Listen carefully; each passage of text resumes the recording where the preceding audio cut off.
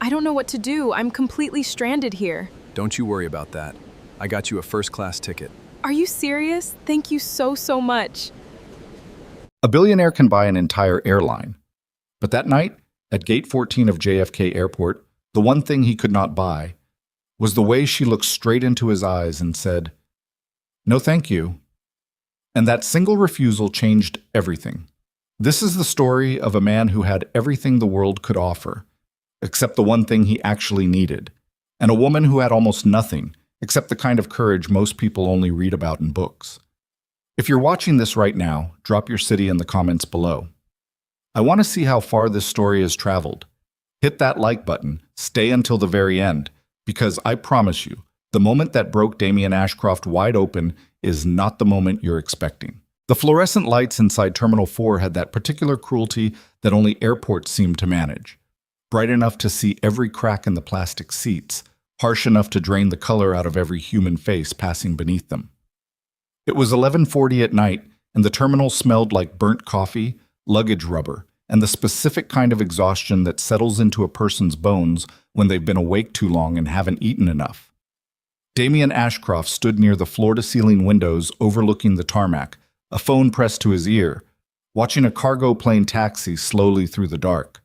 He wasn't supposed to be here. He was supposed to be in a black car somewhere on the Van Wyck Expressway, heading back to Manhattan, back to his penthouse on the 53rd floor, back to the 57 unread emails that his assistant had already flagged as urgent. He was supposed to have been on the 7:15 to London, a board meeting, a merger negotiation with 3 hospital systems in the UK that had been 18 months in the making. Instead, he was standing in an airport terminal at midnight because his daughter had called him crying. Not the dramatic kind of crying, not the screaming, inconsolable kind, the quiet kind, which was always worse. Lily had called from her boarding school in Connecticut, 7 years old and already too proud to ask for things directly, and she'd said she had a stomachache and she just wanted to hear his voice. That was all. Just his voice. And Damien had stood in the jetway with his briefcase in his hand and his boarding pass already scanned, and he had walked back off the plane.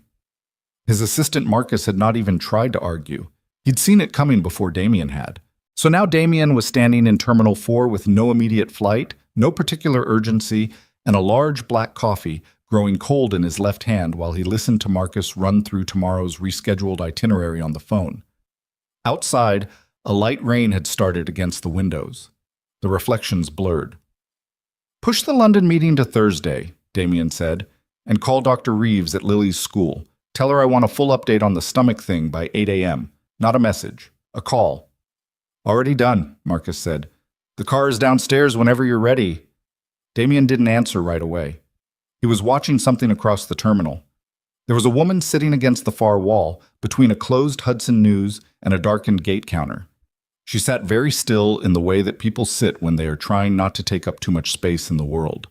Her coat, a dark navy thing that was a full season too thin for late November, was folded neatly across her lap. A single carry-on bag sat between her feet, both hands wrapped around the handles like she was afraid someone might take it while she wasn't paying attention. She wasn't on a phone, she wasn't reading anything. She was simply sitting there, looking straight ahead at nothing in particular, with the expression of someone who has absorbed a very bad piece of news and is now deciding, quietly and privately, what to do next. "Damien?" Marcus said. "Yeah, I'll call you back." He hung up before Marcus could respond. Hannah Pierce had known the day was going to be difficult the moment she woke up that morning in her apartment in Delwood, Ohio. A town of 11,000 people positioned almost perfectly between nowhere and nowhere else. The apartment was actually the second floor of a house owned by her landlady, Mrs. Kwan, who kept the thermostat at 62 degrees from October through March because, as she frequently explained, she had grown up without central heating and had therefore developed a philosophical opposition to it. Hannah had set her alarm for 4:15. She'd ironed her one good blazer the night before and hung it on the back of the bathroom door so the steam from her shower would smooth out the crease near the left pocket that the iron never quite reached. She'd printed 3 copies of her resume, her portfolio, and her reference letters. She'd confirmed her flight twice. She'd looked up the address of the Meridian Health Foundation offices in Los Angeles so many times that she had the cross streets memorized. The flight to LA out of Columbus at 6:50 a.m. was supposed to connect through JFK with a 2-hour layover and land in Los Angeles at 12:30 in the afternoon. Her interview was at 3 o'clock. She'd built in enough time to take the subway from LAX, change clothes in a coffee shop bathroom if she had to, and still walk into that building looking like someone who belonged there. She did not account for the mechanical delay in Columbus that held the plane on the ground for an hour and 40 minutes. She did not account for missing her connection at JFK by 11 minutes. And she certainly did not account for standing at the rebooking counter while a gate agent named Derek, who had the particular energy of someone whose patience had been surgically removed sometime around his 3rd year on the job, explained to her that the next available seat on any flight to Los Angeles was tomorrow morning at 6:45 a.m., and that while he was very sorry for the inconvenience, the airline was not responsible for missed connections resulting from mechanical delays on partner carriers, and therefore no hotel voucher would be issued and no meal voucher would be issued, and the best he could do was confirm her on the morning flight at no additional charge. "So you're telling me," Hannah said slowly, "that I'm going to be here until 6:45 in the morning." "That's correct." "Because your plane had a mechanical problem." "A partner carrier plane," Derek said, with the specific precision of someone who had rehearsed this particular distinction. Hannah looked at him for a long moment. Then she said, "Okay," picked up her bag, and walked away. She did not yell. She did not cry. She did not ask to speak to a manager, though she had the right to, and though she could feel the hard edge of that right pressing against the inside of her chest, like something she was deliberately choosing not to reach for. She walked to the far wall of the terminal, sat down on the plastic seat, folded her coat across her lap because the air conditioning was running for reasons that made no sense in November, and she sat very still and thought about what she was going to do.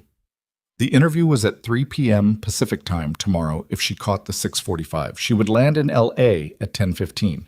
She had the address. She had her blazer. She could make it work.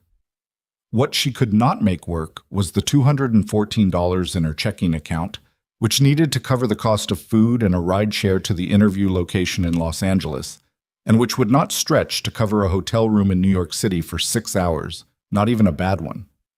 She'd slept in airports before. It wasn't the worst thing.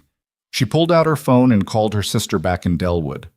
"Hey," she said when Renee picked up. "I'm not going to make tonight. I missed my connection." She paused. "No, I'm fine. I'm just going to stay in the terminal. The morning flight's confirmed." Another pause, longer this time. "Renee, I'm not borrowing $300. I'm fine." She listened for another moment, then said quietly, "I'll call you when I land," and hung up. She sat there for a while without moving. Around her, the terminal was emptying out. The last gate to her left had cleared 30 minutes ago, and the agents had turned off the monitors and gone somewhere else. The cleaning crew had come through with their carts and gone. A man in a gray uniform was now slowly pushing a mop in wide arcs at the far end of the corridor, his movements rhythmic and indifferent. She reached into her bag and pulled out a granola bar, the last one from the 3-pack she'd bought at the Columbus airport, which felt like it had been in a different lifetime. And she ate it slowly, staring at the rain sliding down the big windows. She had one interview, one. The Meridian Health Foundation's fellowship program was one of the most competitive healthcare administration programs in the country, and she had spent 11 months getting to this point. 11 months of night classes after double shifts at the Riverside Urgent Care Clinic. 11 months of writing and rewriting her application essay at the kitchen table after midnight while Mrs. Kwan's cat yowled at something in the backyard. 11 months of people asking her, gently or not so gently, whether this was really realistic, given everything. Given everything. She knew what that meant. It meant her age, which was 30, and which some people seemed to feel was somehow already too late to want something different from what she had. It meant her education, which had come in fragments, community college, then a 2-year certification, then night classes, none of it adding up to the kind of clean linear resume that the Meridian program usually looked for. It meant the 5 years she'd spent working 2 jobs while her mother was sick, because someone had to, and the debt that still sat in her bank account like a permanent guest she'd stopped arguing with. None of that was going to stop her from being in that building at 3 p.m. tomorrow. She was certain of that in the same way she was certain about very few things. not with bravado, but with a kind of flat, immovable conviction that had nothing to do with optimism. She tucked the granola bar wrapper into the small front pocket of her bag and leaned her head back against the wall. Damien watched her for about 45 seconds before he caught himself doing it and looked away. It wasn't the way he watched a business presentation or a market report, that focused, extractive attention he'd developed over 15 years of running companies. It was something quieter than that, and it surprised him, which was itself surprising, because very few things surprised Damien Ashcroft anymore. He walked to the coffee kiosk near the center of the terminal, the only one still open, staffed by a teenager named Josh, who was doing calculus homework on a yellow legal pad between customers, and bought 2 coffees. He wasn't sure why he bought 2. He stood there for a moment holding them both, which was the kind of thing Marcus would have found deeply amusing. He walked toward the far wall. She noticed him coming before he was halfway there. He could tell because her posture shifted almost imperceptibly, shoulders pulled back a fraction, chin leveled, the specific adjustment of someone who has learned to remain composed when they'd rather not be observed. He stopped about 6 feet away from her seat, which felt like the respectful distance, and he held out one of the coffees. "You look like you've been waiting a while," he said. It wasn't charming. It wasn't particularly clever. It was just the true thing. She looked at the coffee, then she looked at him. "I'm fine," she said. "But thank you." "It's just coffee," he said. "I bought 2 by accident." She looked at the coffee again. Then she said, "Nobody buys 2 coffees by accident."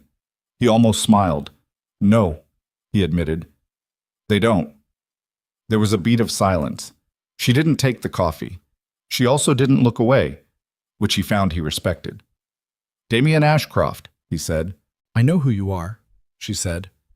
Not unkindly, just flatly, the way you state a fact. "Then you know I'm probably not going to rob you." "Most people who end up robbing you," she said, "you didn't think were going to." He stood there for another second. Then he said, "Can I sit down? I'll keep the coffee." She looked at the row of empty seats stretching in both directions as far as either of them could see, and then she looked back at him with an expression that said very plainly, "There are 40 seats available to you right now." "Sure," she said anyway. He sat down 2 seats over, which again felt like the appropriate distance. He put both coffees on the seat between them in case she changed her mind. "Missed connection?" he asked. "Mechanical delay out of Columbus?" She paused. "Missed it by 11 minutes. "Where are you headed?" "Los Angeles." She said it without elaborating, and he didn't push. "When's the next one?" 6:45 a.m. He nodded slowly. He did the math without meaning to.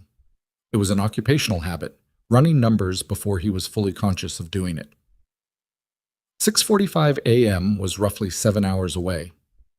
"There's a hotel inside the terminal," he said, "connected to the sea gates, reasonably quiet." "I'm aware," she said. He looked at her. She didn't add anything. "Miss Pierce," she said. "Hannah Pierce." "Miss Pierce." He picked up one of the coffees and turned it in his hands.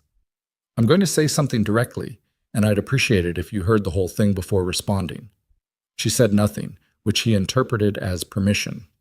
"I have a company credit card and a habit of spending money on things that seem useful," he said. "The hotel connected to Terminal C is $400 a night, which I recognize is an absurd amount of money for a room you'd sleep in for 5 hours. It's also a room you'd sleep in for 5 hours instead of sitting in that chair all night." He paused.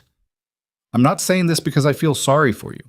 I'm saying it because it seems like an obvious problem with an obvious solution that happens to cost me nothing I would notice." Hannah looked at him steadily for a long moment. "You don't know me," she said. "No." "You don't know why I'm going to Los Angeles." "No." "You don't know anything about me except that I'm sitting in an airport at midnight and I didn't take your coffee." "That's correct," he said. "Then why?" He thought about it. Not the way people think about things when they're constructing an answer, but the way they think when they're trying to locate the honest version of something. "Because you looked like you were handling something hard," he finally said, "and you were doing it quietly. And I have a daughter who I'm trying to teach that things worth doing are often worth doing quietly."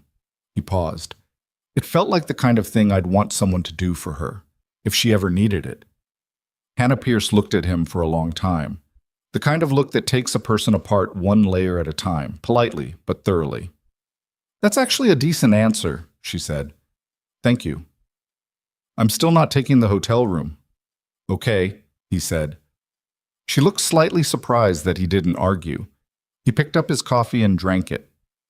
They sat in silence for a while. Not the uncomfortable kind. The kind that happens between two people who have each decided, independently, that the other one is probably not dangerous. "Why are you still here?" she asked eventually. "You don't have a flight." "No." "Your car's downstairs?" He glanced at her. "Marcus told you that?" "Nobody told me anything. You've been on your phone, you obviously didn't come in from outside because you don't have luggage, and you're wearing a suit at midnight that doesn't have a single wrinkle in it, which means you haven't been sitting anywhere. You were walking around." She paused. "And you just said Marcus, so I'm assuming that's your assistant and not your invisible friend." He set down his coffee. "You're observant." "I work in a clinic," she said. I work at a clinic. You learn to notice things fast." "What kind of clinic?" She hesitated. The small hesitation of someone deciding how much to give away. "Urgent care, and before that, home care. I've done a lot of different things." "But you're going to Los Angeles for something specific." "Yes." He waited. She didn't elaborate. "Fair enough," he said. The rain against the windows had gotten heavier. Somewhere down the terminal, a janitor's cartwheel squeaked rhythmically against the tile floor. A gate agent at the far end was shutting down a monitor, the screen going dark with a soft click. "Your daughter," Hannah said after a while. "That's why you got off the plane." He looked at her. "You said you were supposed to be somewhere tonight," she said, "and you mentioned a daughter, and you said you were trying to teach her things." She paused. "People don't talk about what they're teaching their kids unless their kids are on their mind, and people don't mention their kids in passing like that unless something just happened." He was quiet for a moment. "She called me from school. She had a stomach ache." "How old?" 7. Hannah nodded slowly. She didn't say anything for a moment, and then she said, "My mom used to say that a stomach ache in a kid is almost never just a stomach ache. She was right." "Was?" "She passed 4 years ago." Hannah nodded, and this time the nod had something different in it. A recognition that wasn't sympathy exactly, but something older than sympathy. "Mine too," she said. 2 years ago." He didn't say he was sorry. She'd heard that enough. Instead, he just said, "It changes things." "Yes," she said. "It does." They sat with that for a moment. "Lily," he said. "My daughter's name is Lily."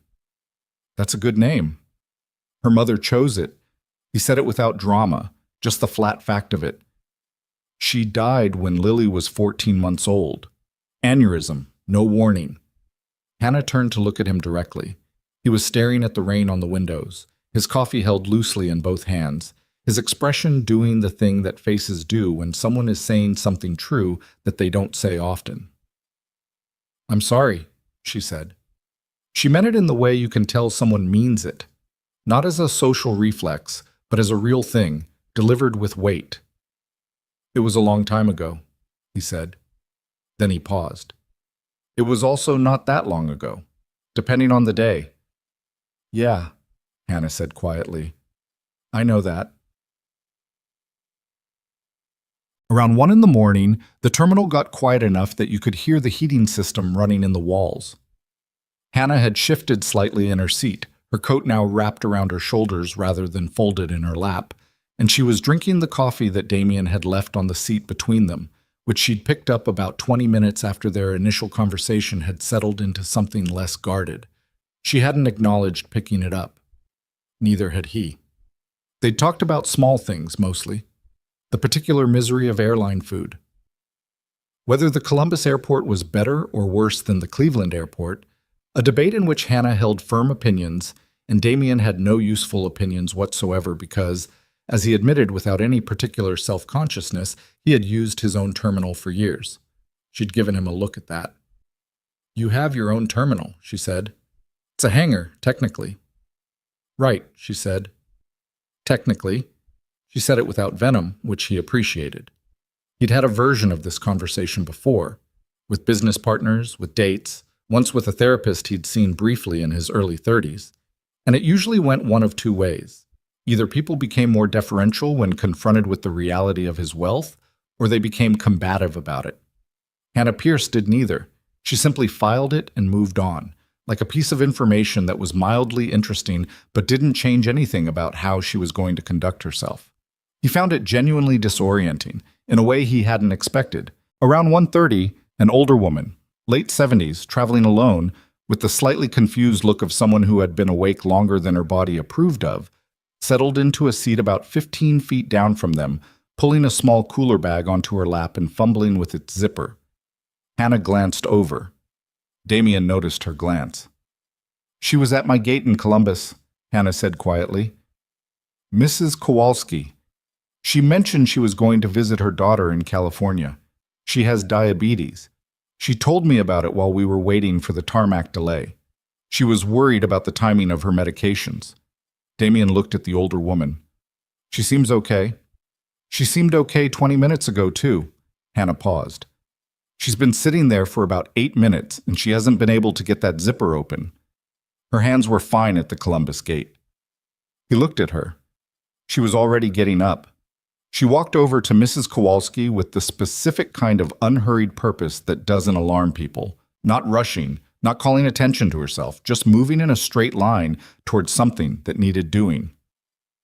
"Mrs. Kowalski," she said, sitting down next to her. "It's Hannah. We were in Columbus together." The older woman looked up, and Damien could see from across the terminal that her face was different from the way it had been at the gate. Slightly slack on one side, eyes not quite focusing. "Oh," Mrs. Kowalski said. Her voice came out thicker than it should have.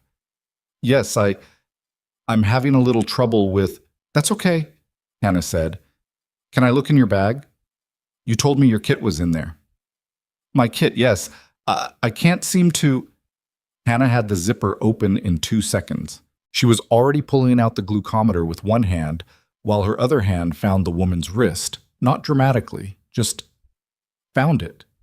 The way you reach for something you know exactly where it is. "When did you eat last?" Hannah asked, her voice completely level. "I had... on the plane from... the pretzels, I think. Hours ago. I'm sorry. I can't..." "You don't need to be sorry," Hannah said. "Hold still for just a second." The finger prick. The small bead of blood. The glucometer reading. Hannah looked at the number, and Damien watched her face do something controlled and fast. A recalibration. A decision being made without visible deliberation. "Okay," she said to Mrs. Kowalski. "You're very low right now. Do you have glucose tablets in here?" In the small pocket." "Got them." She had the bottle open. "I need you to chew 3 of these for me, slowly. Can you do that?" "Is something wrong with me?" "You're going to be completely fine," Hannah said. "I just need you to eat these and sit still for a few minutes. I'm going to stay right here." Damien had already crossed the terminal. He crouched down on the other side of Mrs. Kowalski without being asked. "Should I call for medical?" he said quietly to Hannah. She considered it for exactly 2 seconds. He could see her thinking, not panicking, thinking. "Get the gate agent to call the airport medical team, not an emergency call. A request for a paramedic on standby. Do you understand the difference?" "Yes," he said. "I need them here, but I don't want her frightened more than she already is. Can you manage that?"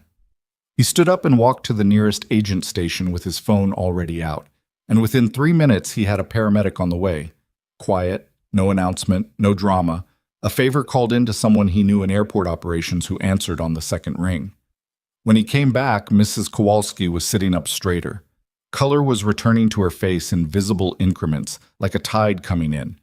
Hannah was holding her hand and talking to her about her daughter in California, asking her name, asking what she did for work, asking about grandchildren. And Damien understood immediately that this was not small talk. She was testing orientation. She was keeping the woman engaged and calm while simultaneously monitoring her recovery. And she was doing it so naturally that Mrs. Kowalski clearly had no idea she was being assessed. "You have a lovely family," Hannah was saying when Damien sat back down across from them. "Your daughter sounds like a real character." "Oh, she is," Mrs. Kowalski said, and her voice was fully her own again, the slur gone, the eyes clear. "She's going to lecture me about this, you know. She tells me I never eat enough on travel days." "She's right," Hannah said. "From now on, set an alarm on your phone every 4 hours. It doesn't matter if you don't feel hungry." "You sound like a doctor." Hannah smiled, and it was the first time Damien had seen her smile, really. It was a little crooked, and it reached her eyes, and there was something exhausted and genuine in it that had nothing to do with performance. "Not a doctor," she said, "just someone who's taking care of a lot of people." The paramedics arrived 7 minutes later, quiet and professional, and Hannah gave them a clean verbal handoff: blood glucose reading, time elapsed, glucose administered, current status, with the kind of precision and calm that made one of the paramedics look at her a moment longer than necessary. "You with the medical team?" he asked. "No," she said. "I was just nearby." She walked back to her seat. She sat down, picked up her coffee, and drank the last of it, which was by now completely cold. Her hands were perfectly steady. Damien sat down next to her. Not 2 seats away this time. 1 seat. She noticed. She didn't comment on it. "That was remarkable," he said. "She would have been fine if someone had found her in time," Hannah said. "She was caught early." "Because you were paying attention." "Because she told me about her diabetes in Columbus." Hannah set the empty coffee cup down. "I just remembered." "You remembered, and then you watched for it for 2 hours." She was quiet. "Hannah," he said. She looked at him. "That wasn't luck," he said. "That was skill and that was care. 2 things that are harder to find than most people realize." She held his gaze for a moment, then she looked away, out at the rain on the windows, and he thought he saw something move across her face.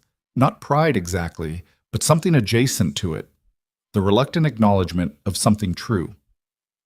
"Her numbers will need monitoring for the next few hours," Hannah said.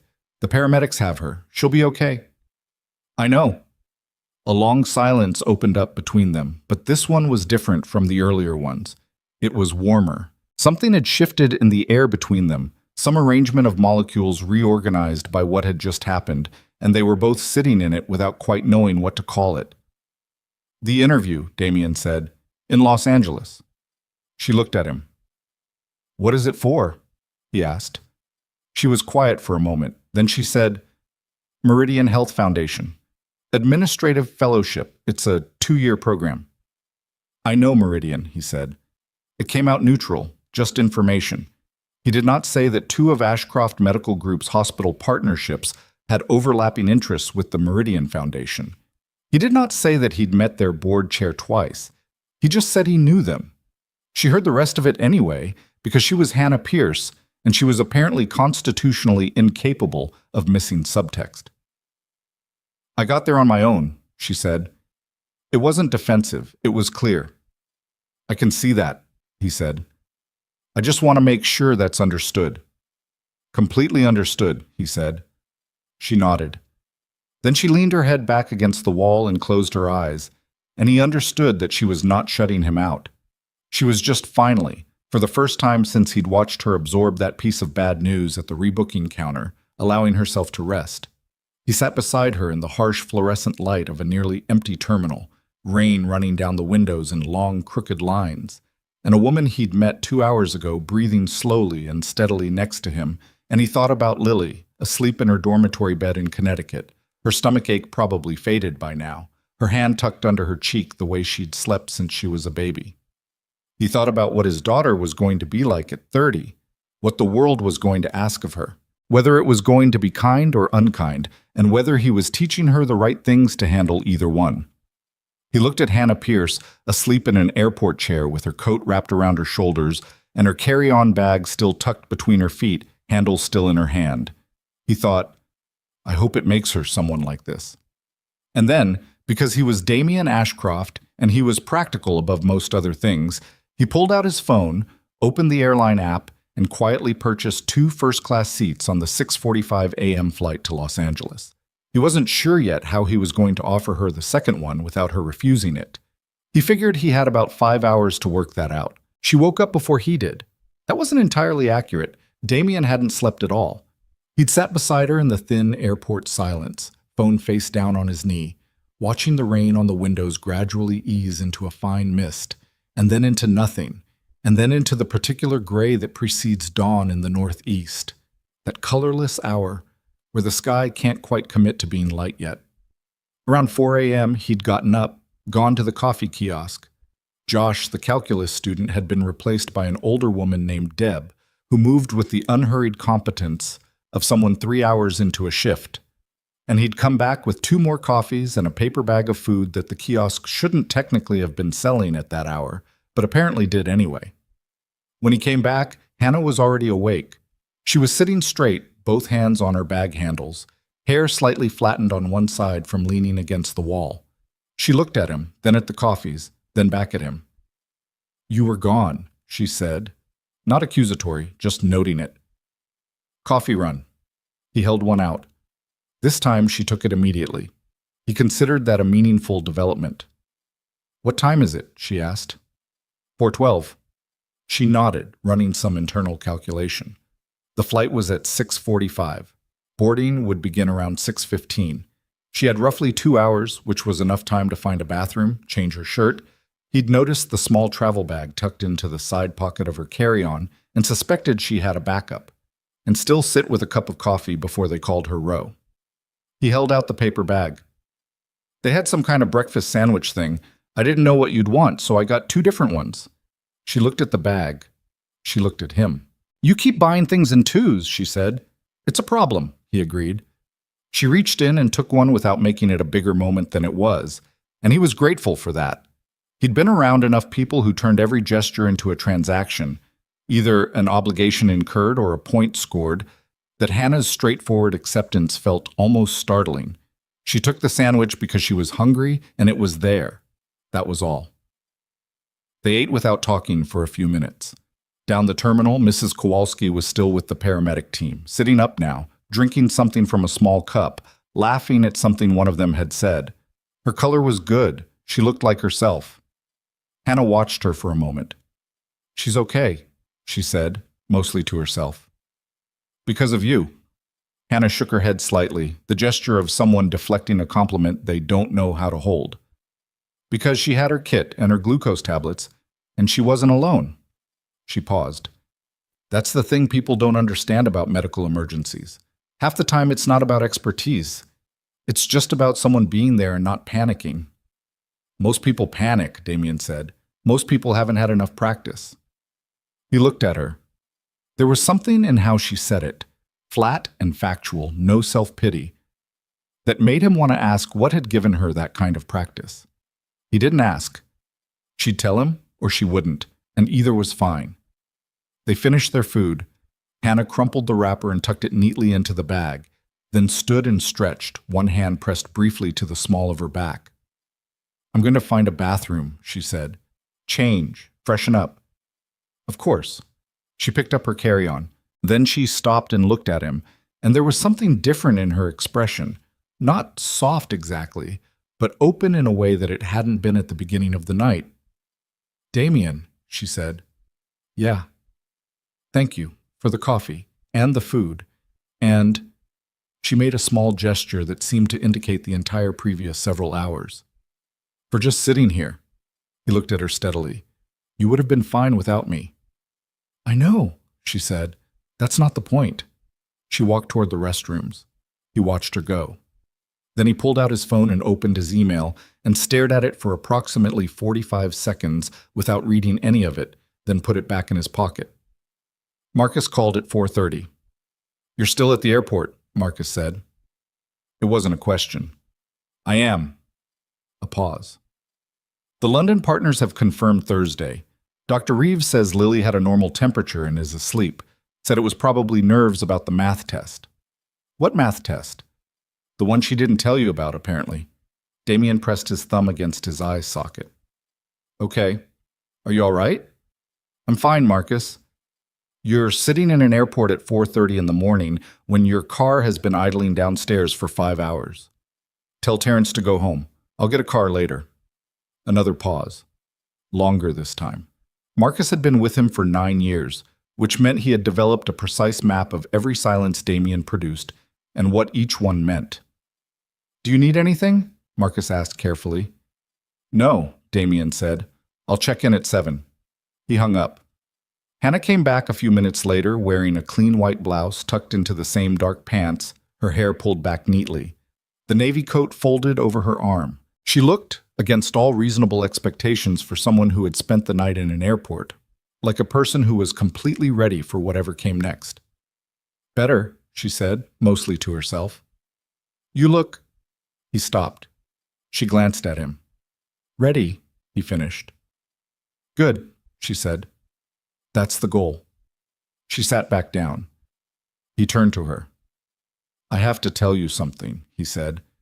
She went still in that way she had, that watchful quiet. "Okay.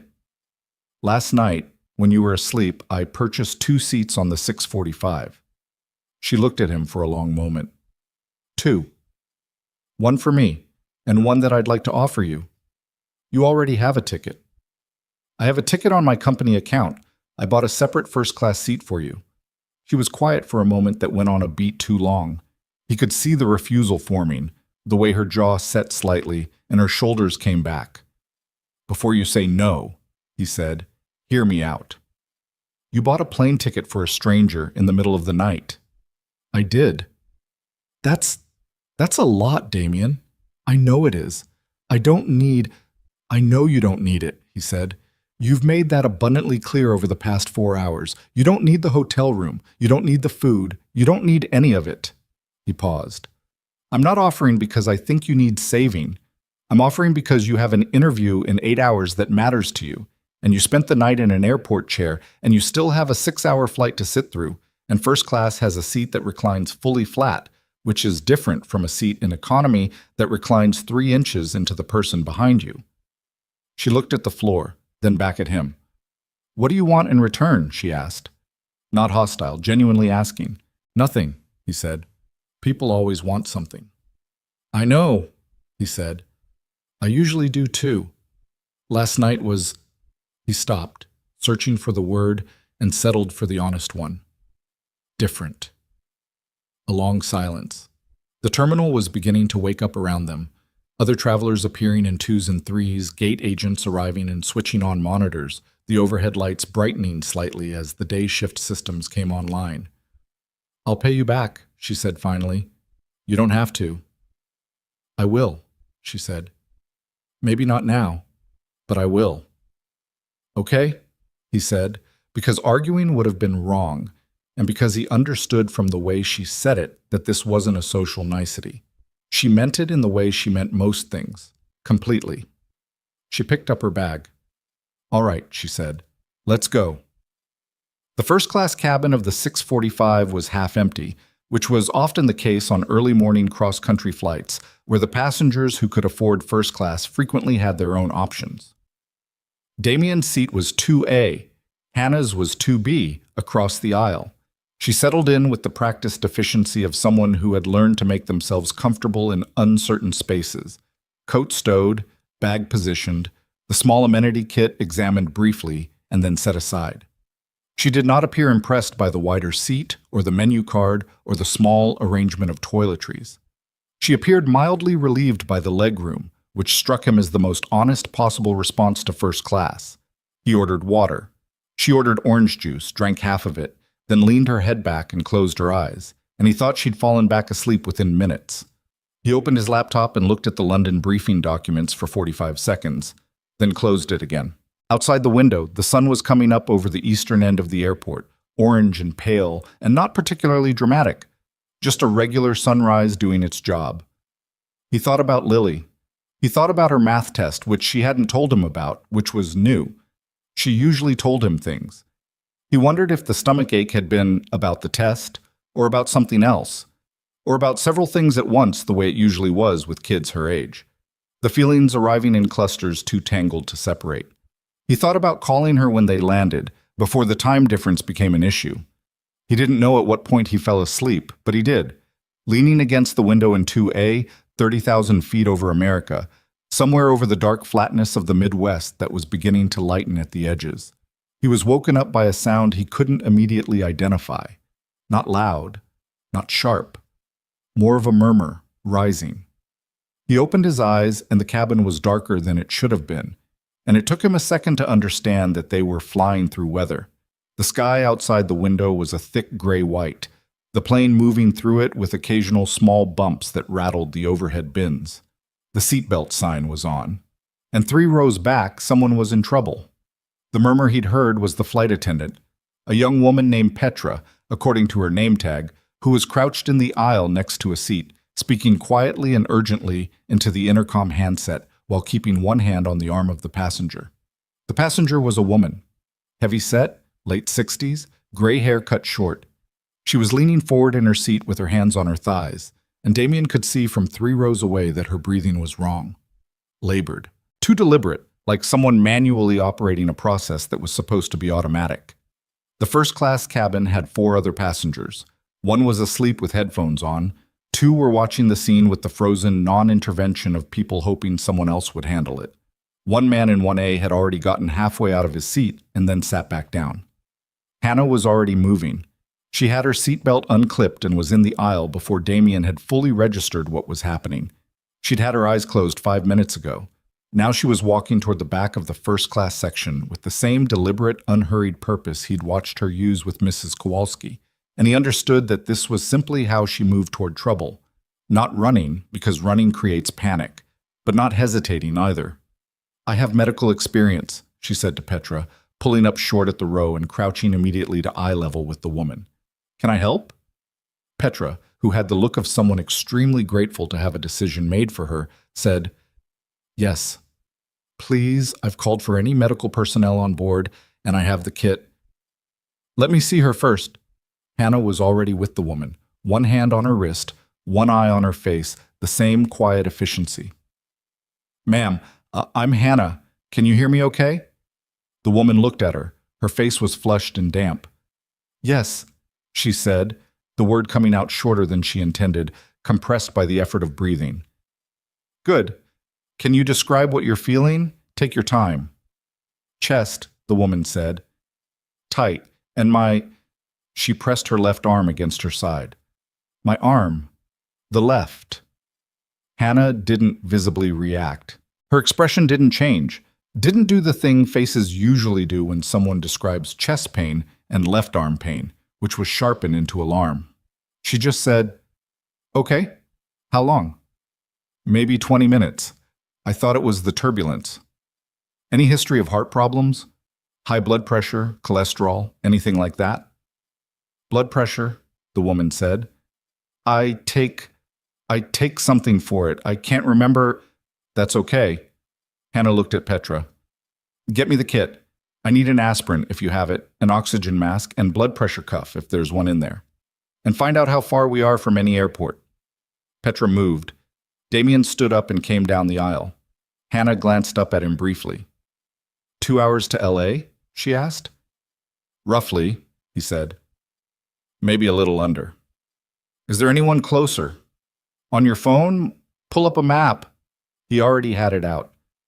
"Phoenix. Maybe 45 minutes with a direct course." "Talk to the flight crew," she said. "Not a suggestion. Tell them we need to divert to Phoenix." "Got it." He walked to the front of the cabin and knocked on the cockpit door, and had a conversation through it that lasted approximately 90 seconds, during which time he used the words "cardiac event," 45 minutes, and "please confirm Phoenix Sky Harbor," and at the end of which the first officer said they would contact their dispatch and begin the diversion protocol. When he came back, Hannah had the woman's left arm resting on the armrest, was monitoring her pulse with 2 fingers, and was talking to her so gently, continuously, the way you talk to someone who is frightened and needs to hear a human voice as much as anything else. "You're doing great," Hannah was saying. "The oxygen is helping. Just keep breathing like that, nice and slow. Don't try to talk unless you need to. I'm right here." The woman's eyes were fixed on Hannah's face with the complete trust of someone who has given themselves over to another person's care, and Damien watched Hannah accept that trust without flinching, without false cheer, without panic, without any performance at all. Just steady, present attention like she'd been doing it her whole life. Because she had been, he was beginning to understand. Not in hospitals, not with the credentialing and the protocol and the institutional structure. In kitchens and living rooms and clinic waiting rooms and airport terminals, doing it for years in the spaces between everything else she was trying to build for herself. Phoenix is confirmed, Petra said, reappearing at Hannah's shoulder. 38 minutes. Hannah nodded. Good. Tell your pilot smooth as possible, please. We want to avoid anything jarring. She looked at the woman. Did you take the aspirin? Yes, the woman said. Her breathing was slightly better. Not good, but better. Okay, that's good. My name is Hannah. What's yours? Dorothy, the woman said. Dorothy, I'm going to stay right here with you until we land, okay? You're going to be fine. It was the second time in 12 hours Damien had heard her say those words to someone who was frightened, and both times she'd said them with the same quality, not reassurance as a comfort measure, but reassurance as a statement of determined intent. I'm going to make sure you are fine. The difference was significant. The plane landed in Phoenix 36 minutes later. Emergency crews were waiting on the tarmac. Hannah gave the paramedics a full rundown: vitals timeline, aspirin administered, oxygen duration, estimated onset of symptoms, with the precision of someone who'd done it before, and the paramedics received it with the focused attention you give information that matters. Dorothy was taken off the plane on a stretcher. At the door of the aircraft, she reached out and caught Hannah's hand. Thank you, she said. Hannah squeezed her hand once. Call your family when you land, she said. Don't get on another plane today. Dorothy made a sound that might have been a laugh. I'm a little ahead of you on that one. And then she was gone, down the jetway and into the waiting hands of people who would take it from there. And Hannah stood at the aircraft door for a moment, watching, and Damien stood behind her and did not say anything because there was nothing useful to say.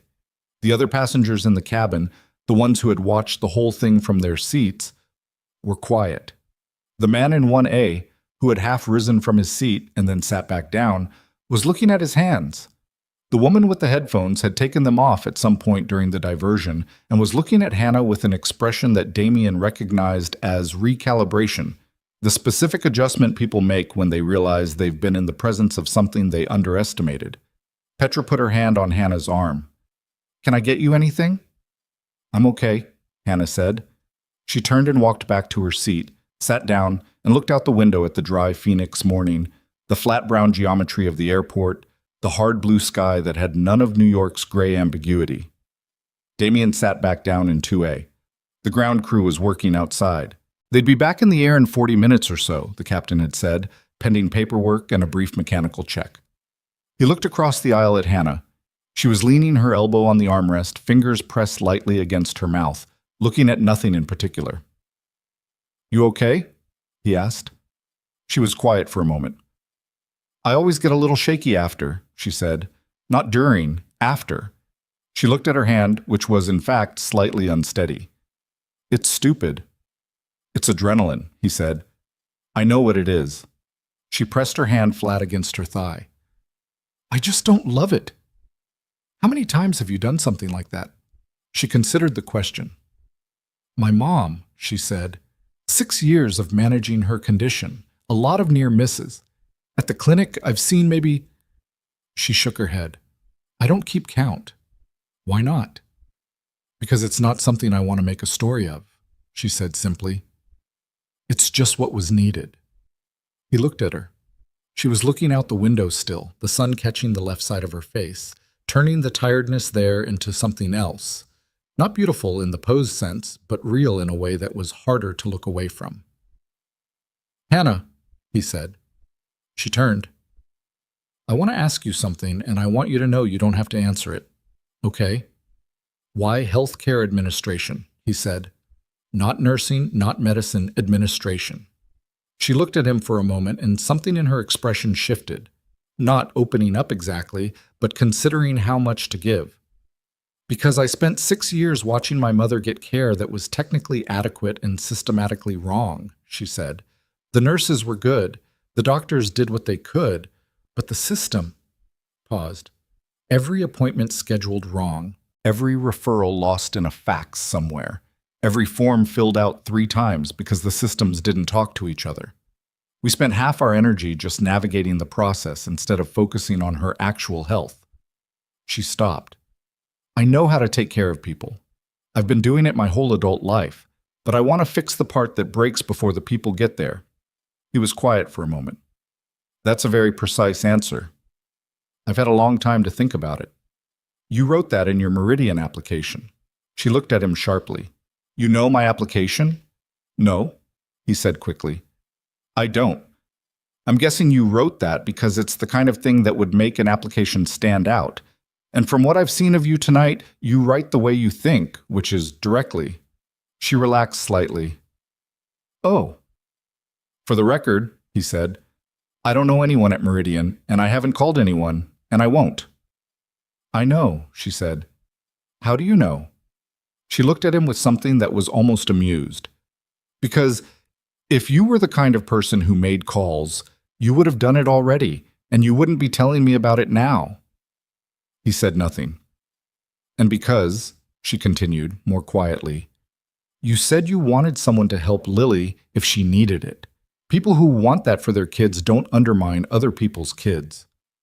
Something landed in his chest at that. It was unexpected and he didn't have a name for it immediately. He sat with it for a moment. She'd like you, he said. It came out before he decided to say it. Hannah looked at him, a long look. Tell me about her, she said. He hadn't expected that. He'd expected deflection, or a polite non-engagement, or a subject change, all the things people did when a conversation got too specific. Instead, she was watching him with the same focused, unperforming attention she gave everything else, and he felt himself adjust, straighten slightly, like someone preparing to say a true thing. She's 7, he said. He stopped. Tried to find the words that weren't just the words a father uses about his daughter, the standard issue adjectives. She's cautious, he said. She thinks before she talks, which drives some of the kids at her school crazy because they're at that age where everything comes out before it's finished being thought. But Lily, she'll wait. She'll sit with something for a while and then she'll say the most accurate thing you've ever heard a child say. Hannah smiled. That same small, crooked smile from earlier. She sounds exhausting in the best possible way, she said. That is exactly what she is, Damien said. Does she know you got off the plane for her? No, I told her I missed the flight. Hannah raised an eyebrow. She'd feel guilty, he said. She'd spend a week apologizing. She takes responsibility for things that aren't her fault. That's not a 7-year-old thing, Hannah said. No, he agreed. It's not. A quiet landed between them. Outside, the ground crew finished whatever they were doing and moved away from the plane. The engines were beginning their low pre-departure frequency. My sister's the same way, Hannah said after a moment. Renee, she's 34 and she still apologizes for things that happened in 2009. She shook her head. I called her last night when I missed the connection. She offered to send me money. I said no. She apologized for offering. What did you say? I told her to stop apologizing and go to sleep. She paused. She didn't sleep. She texted me 4 times between midnight and 3 a.m. to make sure I was still alive. You didn't text back? I was talking to you. He felt something he hadn't felt in a while, something uncomplicated. He didn't examine it too closely. Does she know about the interview? He asked. She's the only one who does. My friends back home think I'm being, she chose the word carefully, optimistic. And your sister? She thinks I'm going to get it. Hannah said it without sentiment, just the plain fact of it. She's been telling me that for 11 months. Every time I wanted to quit the night classes, every time I looked at the application requirements and thought I was wasting my time, she stopped. She just kept saying, "You're going to get it." Are you? She looked at him. Then she smiled, and this time it was different from the other smiles. Wider, real, slightly defiant. Yeah, she said. I am. The plane began to move. The runway at Phoenix gleamed in the early morning light, flat and infinite. Hannah turned and looked out the window. and Damien leaned his head back and looked at the ceiling of the cabin, and neither of them spoke again for a while. But the silence between them had changed completely over the course of one overnight flight, and they both knew it, though neither said so. It had started as the wary silence of two strangers sharing space in the dark. Now it was something closer to the silence of two people who have seen each other during something real and found that what they saw was worth sitting with. When the wheels left the ground and the plane angled up into the clean Arizona sky, Hannah reached across the aisle without looking at him and briefly touched his arm. Just her fingertips, just for a second, the way you touch something to confirm it's solid. Then she pulled her hand back and looked out the window and didn't say anything at all. Neither did he. But something had crossed the distance between them, and it wasn't going back. They landed in Los Angeles at 11:52 in the morning, which gave Hannah just over 3 hours. She knew the math before the wheels touched down. She'd been running it quietly in the back of her mind for the last hour of the flight, the way she ran most things. Not anxiously, but with the practical focus of someone who has learned that anxiety wastes time that planning could use. Rideshare from LAX to the Meridian Foundation offices in Westwood, 25 minutes in light traffic, 40 in heavy. It was Tuesday, nearly noon. Traffic would be somewhere in between. She needed to change her blouse. The white one she'd put on at JFK was fine, but she'd had it on since 4 in the morning, and it showed in small ways that she noticed even if no one else would. She had a backup in her carry-on, charcoal gray, which was better anyway. More serious. The blazer was clean. Her portfolio was in order. She had printed copies of everything she needed and one digital backup on a flash drive that lived in the inside pocket of her bag. She had thought of everything she could think of. That was all she could do.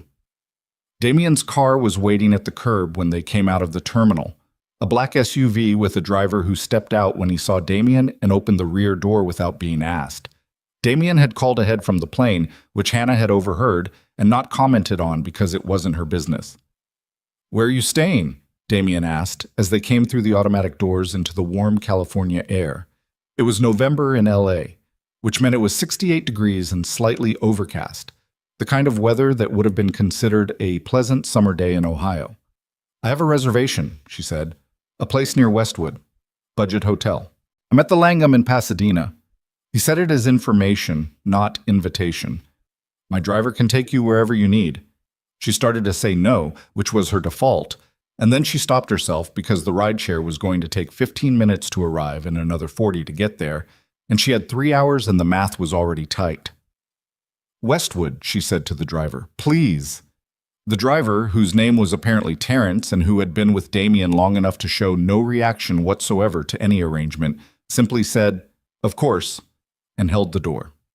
They rode in the back together with a 1.5 feet of seat between them, the LA sprawl opening up around them as they cleared the airport, the flat grids of Inglewood, the freeway interchange that looked from above like someone had dropped a plate of spaghetti, the palm trees that always seemed slightly unconvincing to people from the Midwest no matter how many times they saw them. Hannah was looking out the window.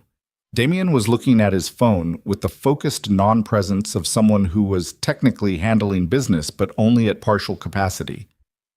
"Thank you," she said. "For the car." "Of course." "I mean it.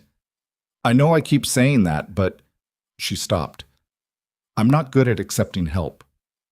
"I noticed," he said without looking up from his phone. "Is that a criticism?" He looked up then. "No," he said. "I understand it." She looked at him. "I spent about 6 years after Lily's mother died not accepting anything from anyone," he said. "Not help, not grief counseling, not offers from people who genuinely wanted to be useful. I thought I was being strong." He paused. "I was being difficult." "What changed?" Lily turned 4 and started asking why Daddy never needed anything. He said it simply. "Kids are not subtle." Hannah turned back to the window. "My mother asked me the same thing. Not in those words." She watched a gas station go by, a row of fast food places, a billboard advertising a law firm. She said, a week before she died, she said, "Hannah, I'm worried you're going to spend your whole life being so capable that nobody ever tries to take care of you." The car was quiet for a moment. Outside, the freeway moved around them in its indifferent way. Smart woman, Damien said. She was. Hannah folded her hands in her lap. I'm working on it. He nodded. He didn't push it, which was the right call.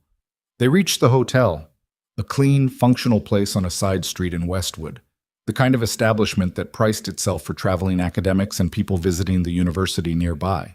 Not bad. Not good. Just adequate in the specific way that adequate things are. Terrence pulled up to the entrance. Hannah opened the door herself before he could come around. Good luck today, Damien said. She paused with one foot on the pavement, looked back at him.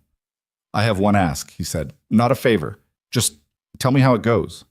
She looked at him for a moment, then she said, okay, and stepped out, and the door closed behind her. She stood on the sidewalk and watched the black SUV pull into traffic and disappear around the corner. Then she turned and walked into the hotel with her carry-on rolling behind her, her shoulders back, her mind already 3 hours ahead. The lobby of the Meridian Health Foundation occupied the first 2 floors of a glass building on Wilshire Boulevard, and from the outside it looked exactly the way it looked in the photographs Hannah had studied on her laptop in her apartment in Delwood. Purposeful, expensive, in an institutional rather than a flashy way. The kind of building that communicated very clearly that the people inside took themselves seriously. She arrived at 2:40, which was 20 minutes early, which was exactly right. The receptionist was a young man with rimless glasses who handed her a visitor badge and asked her to have a seat, and she sat in a chair in the waiting area and did not take out her phone and did not review her notes, because she had reviewed her notes on the plane and on the drive over, and reviewing them again now would not add anything except anxiety. Instead, she watched the building, the way people moved through the lobby, the way the staff interacted, quick and purposeful, nobody drifting, no excess motion. She watched a woman in a gray blazer walk through carrying a folder with the specific authority of someone who knew exactly where she was going, and Hannah thought, that is what this place produces. People who know where they're going. She wanted to be one of them, not for the blazer, not for the folder, for the thing underneath it. The ability to walk through a room like your presence there is not provisional. At 2:58, a woman came to collect her. Her name was Carol Huang, and she was the program coordinator for the fellowship, and she had the brisk warmth of someone who has conducted enough of these to know how to set people at ease without wasting their time. She shook Hannah's hand firmly and led her down a corridor and through a glass door and into a conference room where 3 people were seated around one end of an oval table. Hannah took them in quickly. The woman on the left had the look of an academic, sharp, slightly abstracted, pen already in hand. The man in the middle was older, silver-haired, the kind of physical stillness that comes from 30 years of being the most senior person in whatever room he was in. The woman on the right was younger, late 30s maybe, natural hair, a yellow blazer that was both a statement and a test of confidence, watching Hannah with frank assessment. Ms. Pierce, said the man in the middle. I'm Richard Okafor, Executive Director of the Foundation. This is Dr. Ellen Strauss, our Director of Program Development, and Janelle Morris, our current Senior Fellow. He gestured to the seat across from them. Please sit down. She sat. We appreciate you making the trip, Carol said from the doorway, and then closed the door and left them. We understand you had some travel difficulties getting here, Okafor said. Not unkindly, but not softened either. Just a fact being named. I did, Hannah said. I'm here. Janelle Morris, the one in the yellow blazer, made a small sound that might have been approval. We have your application materials, Dr. Strauss said, looking at her folder. Your essay was strong. Your references are solid. Your clinical background is unusual for this program. Most of our candidates come from hospital administration or health policy tracks. She looked up. Tell us why that's an asset rather than a gap. Hannah had prepared for this question. She had prepared for every question she could anticipate, which was most of them. But she had also decided on the plane, somewhere over Arizona, watching Dorothy breathe carefully into an oxygen mask, that she was going to answer every question in this room as directly as she possibly could, without performance and without hedge. Because the gap between what administrators plan and what patients actually experience is built by people who have never stood on the patient's side of it, she said. I have, for 6 years as a caregiver, and for the last 4 years inside a clinical setting at the ground level. I know where the systems fail because I've watched them fail in real time, on real people. She paused. I don't have a master's degree in health policy. I have something harder to teach. I know what it costs when the system gets it wrong. The room was quiet for a moment. That's an answer, Janelle said. Okafor folded his hands. Ms. Pierce, your application was competitive, but not the highest scoring in this cohort. We have candidates with graduate degrees from Hopkins and Columbia. Why should we choose you over them? It was the bluntest version of the question, and she respected him for it. You shouldn't, she said, if what you're looking for is someone who's already been given access to the rooms where these decisions get made. She held his gaze. But if you're looking for someone who has had to solve healthcare problems with the resources that most patients actually have, not the resources that look good in a policy paper, then my background is not a gap. It's the point. Dr. Strauss was writing something. Let's talk about your clinic work, she said. Riverside Urgent Care. You worked there for 4 years as a patient care coordinator. Yes. You were also doing double shifts at another facility during this time? Yes, Delwood Community Health Center, part-time administrative support. I left that position 8 months ago when the night classes became too much to manage on top of both jobs. You were supporting yourself, caring for your mother, working 2 jobs, and taking night classes simultaneously. Dr. Strauss said it without inflection, as if reading a list of specifications. Yes. For how long? About 4 years fully. The last 2 years of my mother's illness and the 2 years after. Janelle was looking at her, not with pity, with the specific attention of someone recognizing something familiar. And you're telling us, Okafor said slowly, that this experience qualifies you to manage systems that serve thousands of patients across multiple facilities. I'm telling you, Hannah said, that it's the reason I understand what those patients need before they walk through the door. She paused. The candidates from Hopkins can learn the policy. I can learn the policy too. I've been learning it in night classes for 3 years, but nobody can teach someone what it feels like to sit on hold for 40 minutes trying to reschedule a specialist appointment for a person who is in pain in the next room. She paused again. I know what that feels like, and I will never design a system that makes it that hard. The room was quiet. Outside the glass wall, the city moved around them in its indifferent rhythm. That's a strong statement, Dr. Strauss said. It's a true one, Hannah said. Richard Okafor looked at her for a moment that went on long enough to register. Then he uncapped his pen and wrote something on the pad in front of him. The interview continued for another 40 minutes. They went through her night class curriculum, her understanding of Meridian's current program structure, her thoughts on population health management, her ability to handle conflict between clinical staff and administrative priorities. She answered everything directly. There were 2 questions she didn't have a perfect answer to. She said so, and then gave the best answer she had and named specifically what she would need to learn to do better. When it was over, Okafor shook her hand across the table and told her she'd hear from them within the week. Janelle Morris caught up with her in the corridor outside. Hey, she said, falling into step. Janelle, I know we just met in there, but off the record, that answer about the system's failure, the on-hold thing. She paused. I've been in this program for 18 months, and I've heard 100 candidates talk about healthcare reform. You're the first one who made it sound like something that happened to a real person. Hannah looked at her. It did. I know. Janelle stopped at the elevator. Good luck. Hannah rode the elevator down alone. She stood in the lobby for a moment, visitor badge still clipped to her blazer, the afternoon light coming through the glass front of the building at a long angle. She pulled out her phone and texted Renee. Done. Went well, I think. We'll call tonight. Renee replied in 11 seconds. I knew it. Call me the second you're free. Hannah almost smiled.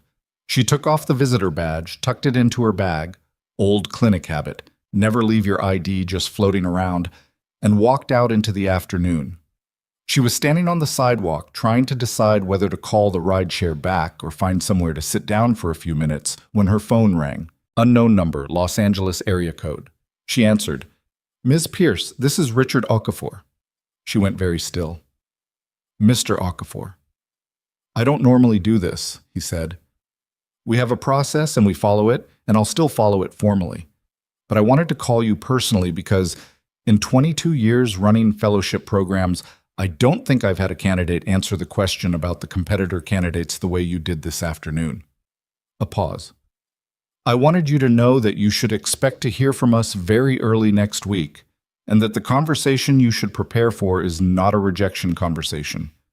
Hannah stood on the sidewalk in Los Angeles and breathed very carefully. Thank you, she said. Her voice came out steady, which was an achievement. Enjoy the rest of your day, Okafor said. And Ms. Pierce, safe travels. He hung up. She stood there for another moment. A bus went by. A couple walked past, arguing about something. A pigeon landed on the sidewalk 3 feet away and looked at her with the blank evaluative stare of pigeons everywhere. She called Renee. I think I got it, she said. Renee's response was not a sound that could be reproduced in any responsible way. It lasted approximately 8 seconds and involved her name being said at a volume suggesting the news had been received in a football stadium rather than a kitchen in Delwood, Ohio. Tell me everything, Renee said. Start at the beginning. No. Start from when you landed. No. Start from last night. I'll tell you tonight, Hannah said. I promise. Are you okay? You sound weird.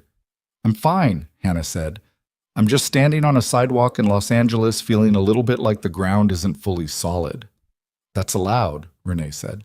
That is absolutely allowed. They hung up. Hannah put her phone in her pocket and looked up at the building behind her. The Meridian Foundation, glass and concrete and purpose. And then she looked out at Wilshire Boulevard, the palm trees and the buses, and the late afternoon light that was doing something gold and specific to everything it touched. She thought about texting Damien. She'd said she would tell him how it went, but she stood there for a moment and couldn't quite find the right version of the words, so she put her phone back in her pocket and decided she'd figure that out later. She pulled out her phone to order a rideshare back to the hotel.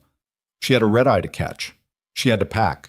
She had to eat something real, because the last real food she'd had was that sandwich in the airport before dawn, and she could feel the deficit of it in a low, persistent way. The rideshare would be 11 minutes. She sat down on a low concrete wall outside the building and looked at the street. The sky above was beginning to shift toward evening, the overcast thinning at the edges, the sun finding gaps to come through. She thought about Renee. She thought about her mother, which she did several times a day, which had become a kind of habit she no longer questioned, the small reflex of turning toward someone who wasn't there, saying the things you'd say if you could. She thought about Dorothy on the plane. She thought about Mrs. Kowalski in the terminal. She thought about the paramedic at Phoenix who had looked at her and asked. And the way she'd said, "No, I was just nearby." She'd been just nearby a lot of times. That was the thing she hadn't said in the interview room, not because she was holding back, but because it wasn't the right language for that room. But it was the true thing. She had never been in a crisis because she was trained for it or because she was looking for it. She'd been in them because she happened to be there, and because looking away was never something she'd been able to make herself do. She didn't know if that was strength. She didn't know if it was something she'd cultivated or something she'd just never managed to lose. Either way, it was hers, and it had taken her to this sidewalk on this afternoon in Los Angeles, and that was worth something. The rideshare arrived in 9 minutes, not 11. She was back at the hotel by 5:15.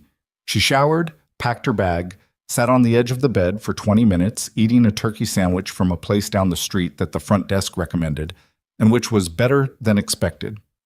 She watched the news for a while without really watching it. She called Renee back and told her everything she could tell her in 30 minutes, which was most of it, and Renee listened and cried twice and said, "I knew it, I always knew it," with the frequency of a person who has earned the right to those words through years of actually believing them. At 7:30, she picked up her phone and texted Damien. It was a short text. She thought about making it shorter and then thought about making it longer and then sent what she had. Interview went well, better than expected. Thank you for the coffee and the seat and the company. She put the phone down and went to do the final check of her bag. When she came back, there was a reply. It read, "Glad to hear it. You were always going to be fine." She looked at it for a moment. Then she wrote back, "You sound like my sister." His reply came quickly. "Is that a compliment?" She smiled. She wrote, "Yes," and put her phone in her pocket. She was on her way downstairs, carry-on rolling behind her, when the notification came through. She almost missed it. It was a Google alert, set up months ago on Damien Ashcroft's name as part of the general professional research she did on anyone she was going to encounter in the healthcare sector, because knowing the landscape was part of the job she was training herself to do. The alert was a photograph, taken at JFK, timestamp from the previous night.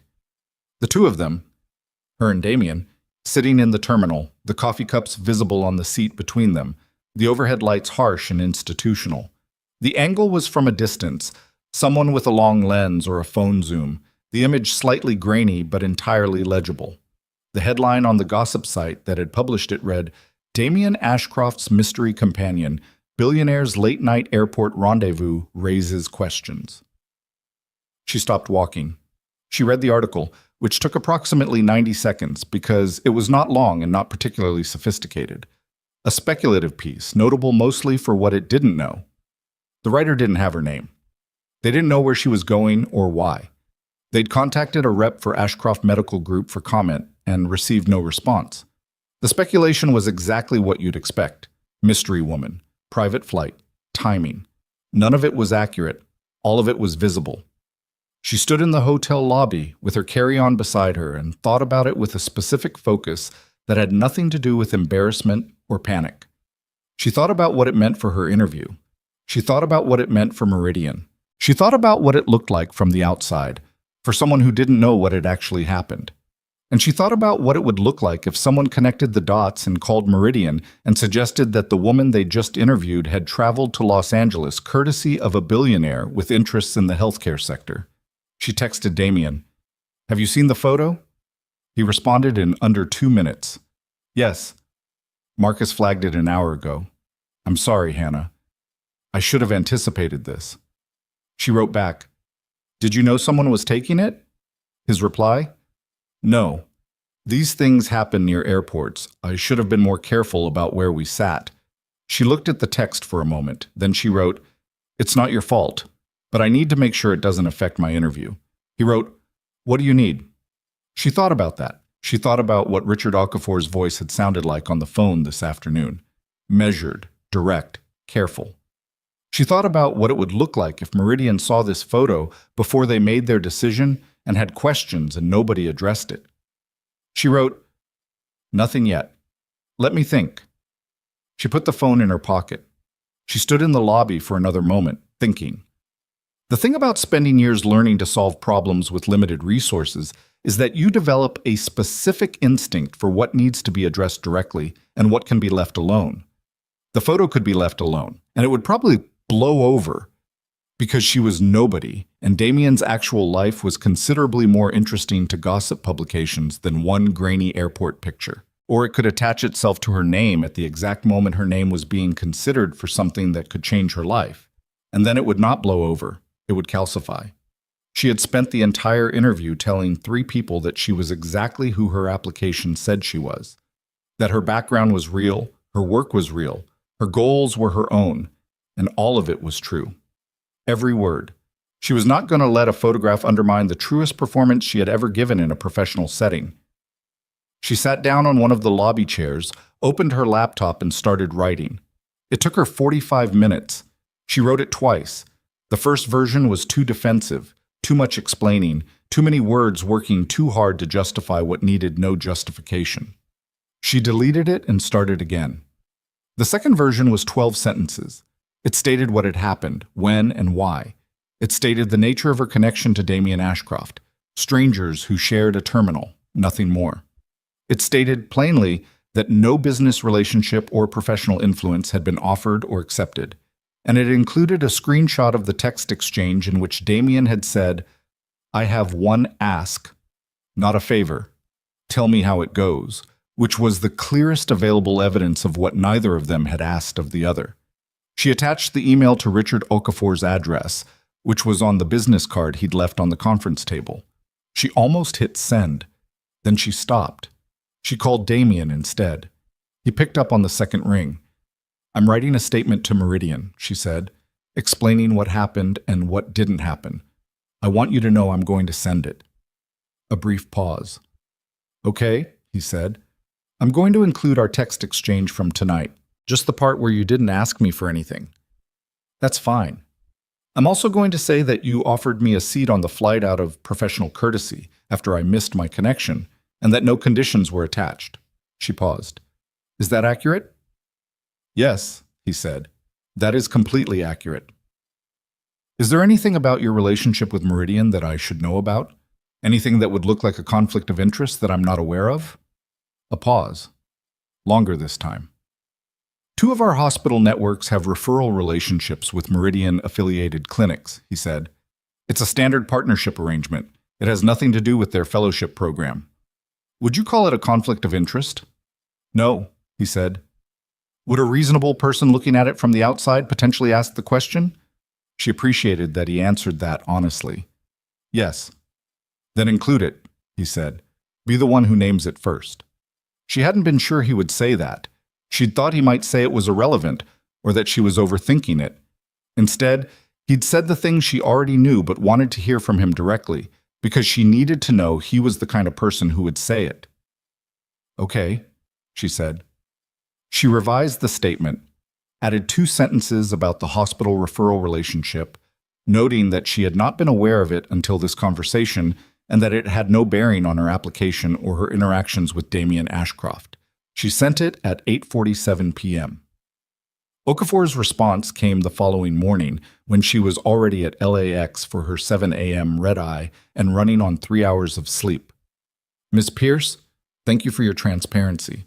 This is exactly the kind of communication we value in our fellows. We look forward to speaking with you early next week. She read it standing in line for security, her carry-on between her feet, strangers flowing around her in both directions, the vast and indifferent machinery of departure operating at full morning speed. She read it twice. Then she put her phone in her pocket, picked up her bag, and moved forward. The red-eye landed at Columbus at 6:18 in the morning, 40 minutes late because of headwinds over Nevada that nobody had bothered to explain over the intercom. Hannah had slept in the middle seat between a college student who smelled like energy drinks and a man who snored in a specific rhythmic pattern that her exhausted brain had eventually decided to treat as white noise. She woke up with a stiff neck, a crease on her left cheek from the seat headrest, and the particular clarity that comes from sleeping just enough to be functional, but not enough to feel rested. She was back in Delwood by 8:30.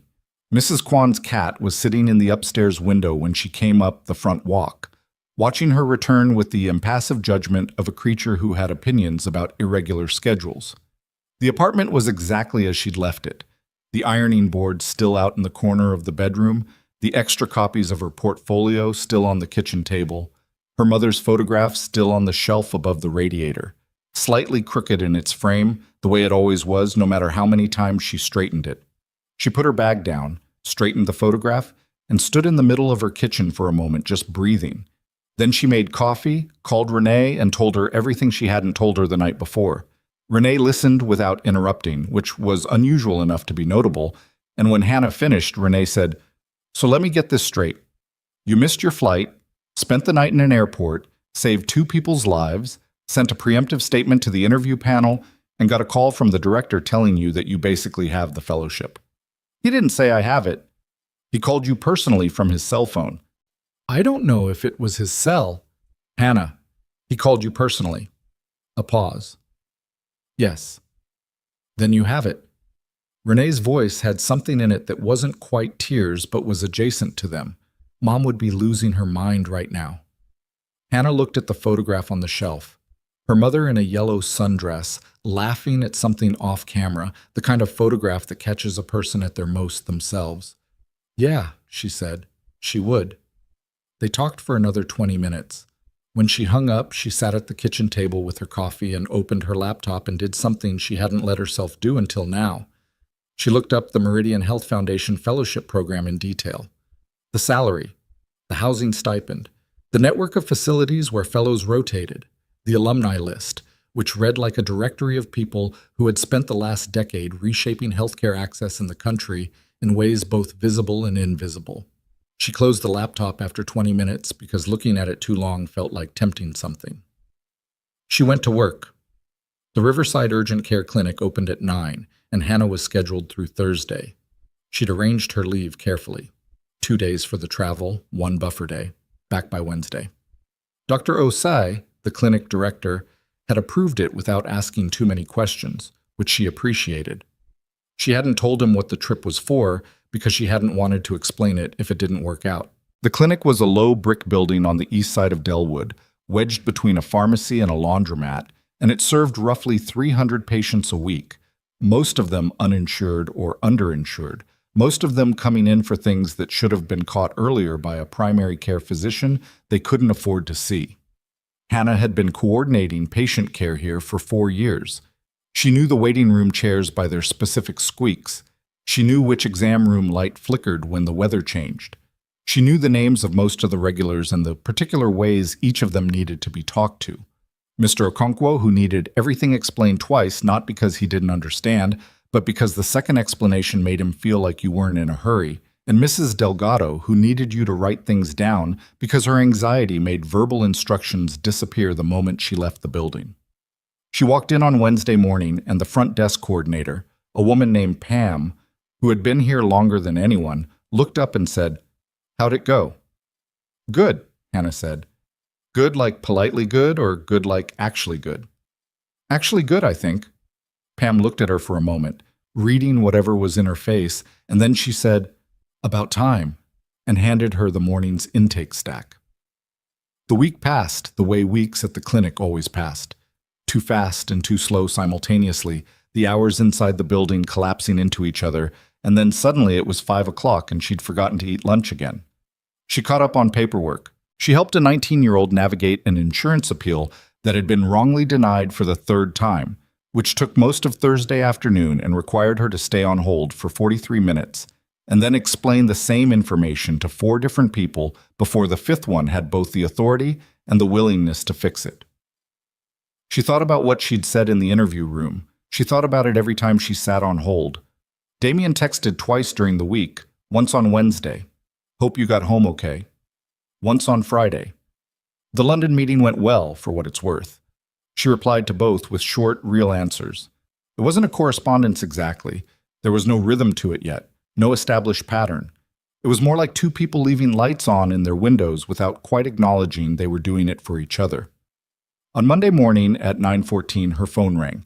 Los Angeles area code.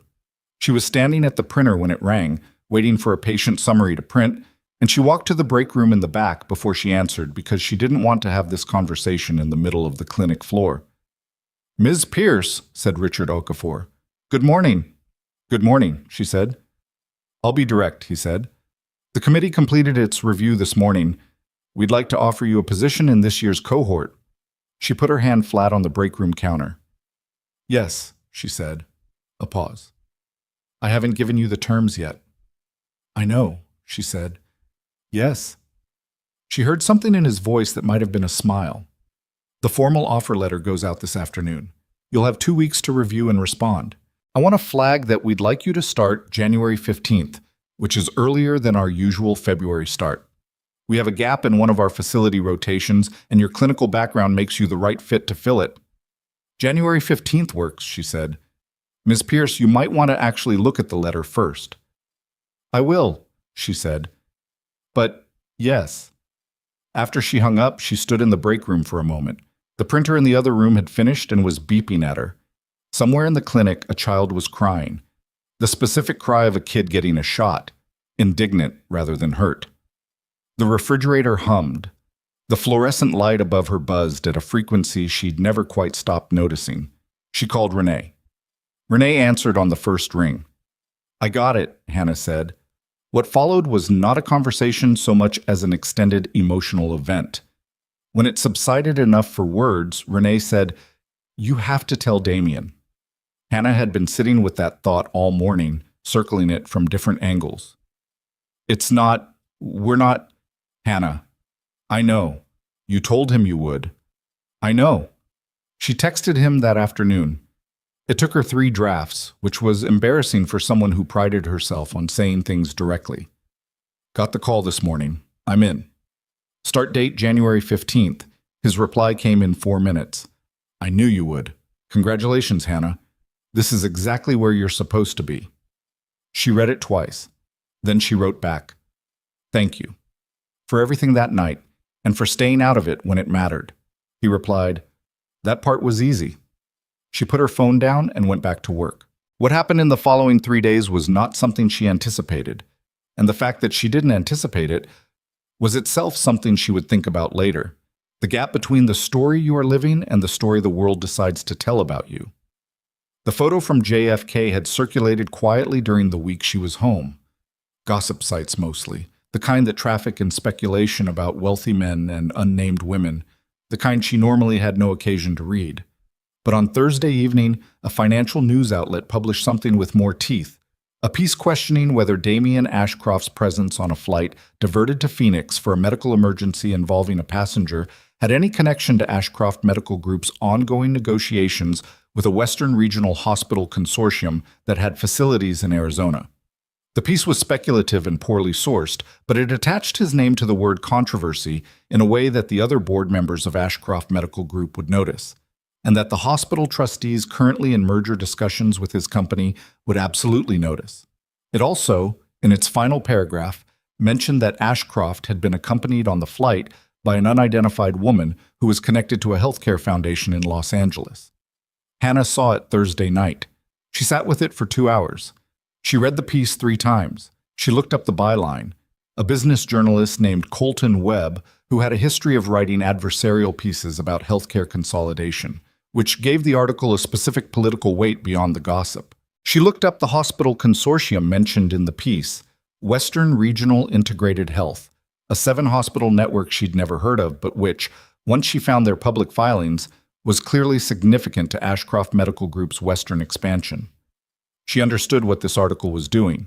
It was using the photo, the flight diversion, and the unidentified woman, her, to construct a narrative about conflicts of interest and improper influence in a major healthcare merger. None of that narrative was accurate, but accuracy was not the point of the piece. Implication was the point.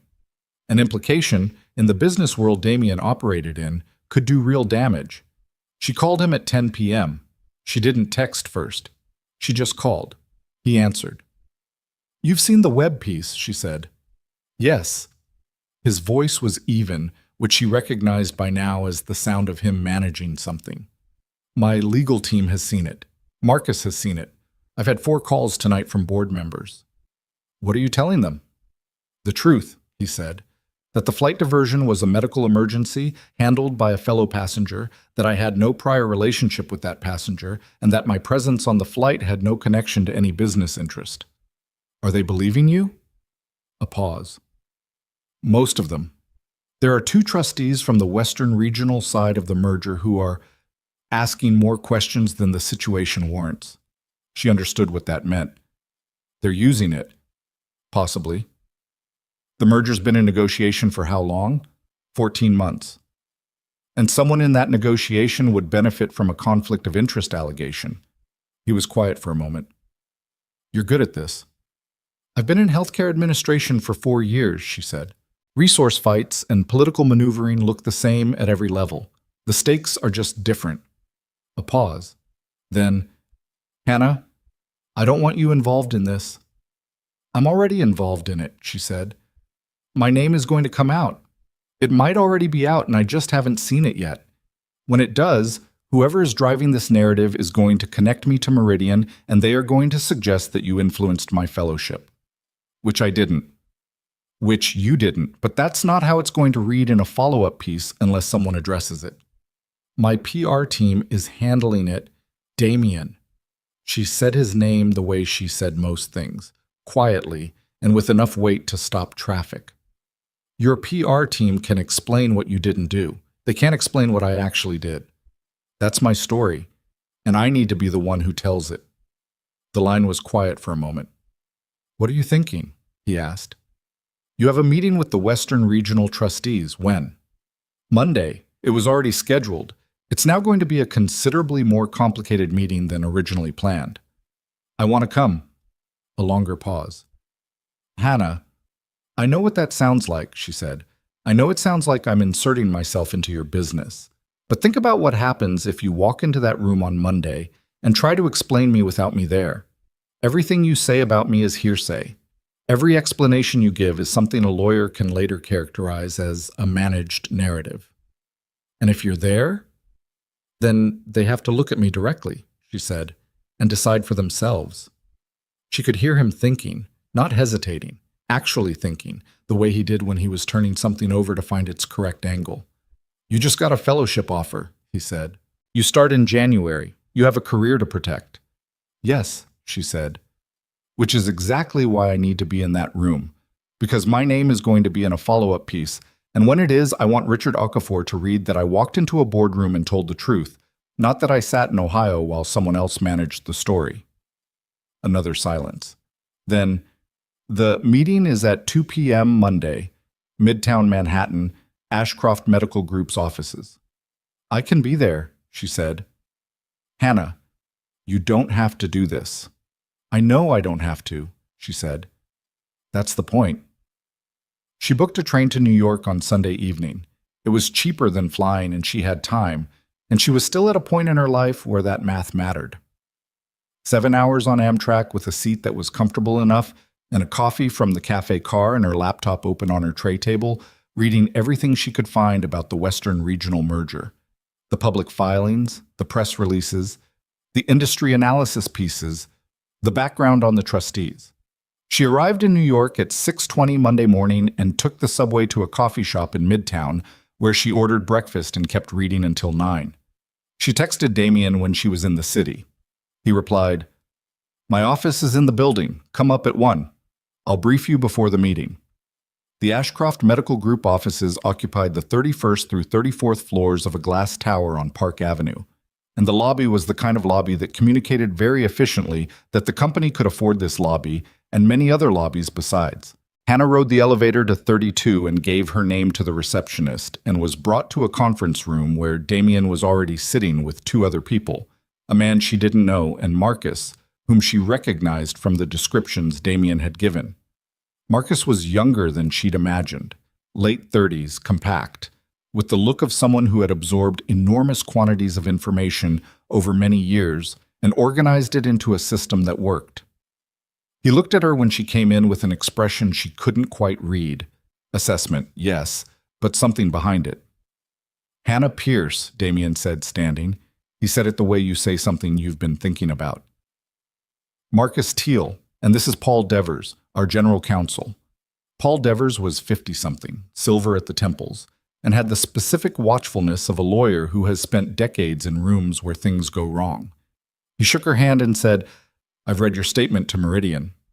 She looked at Damien.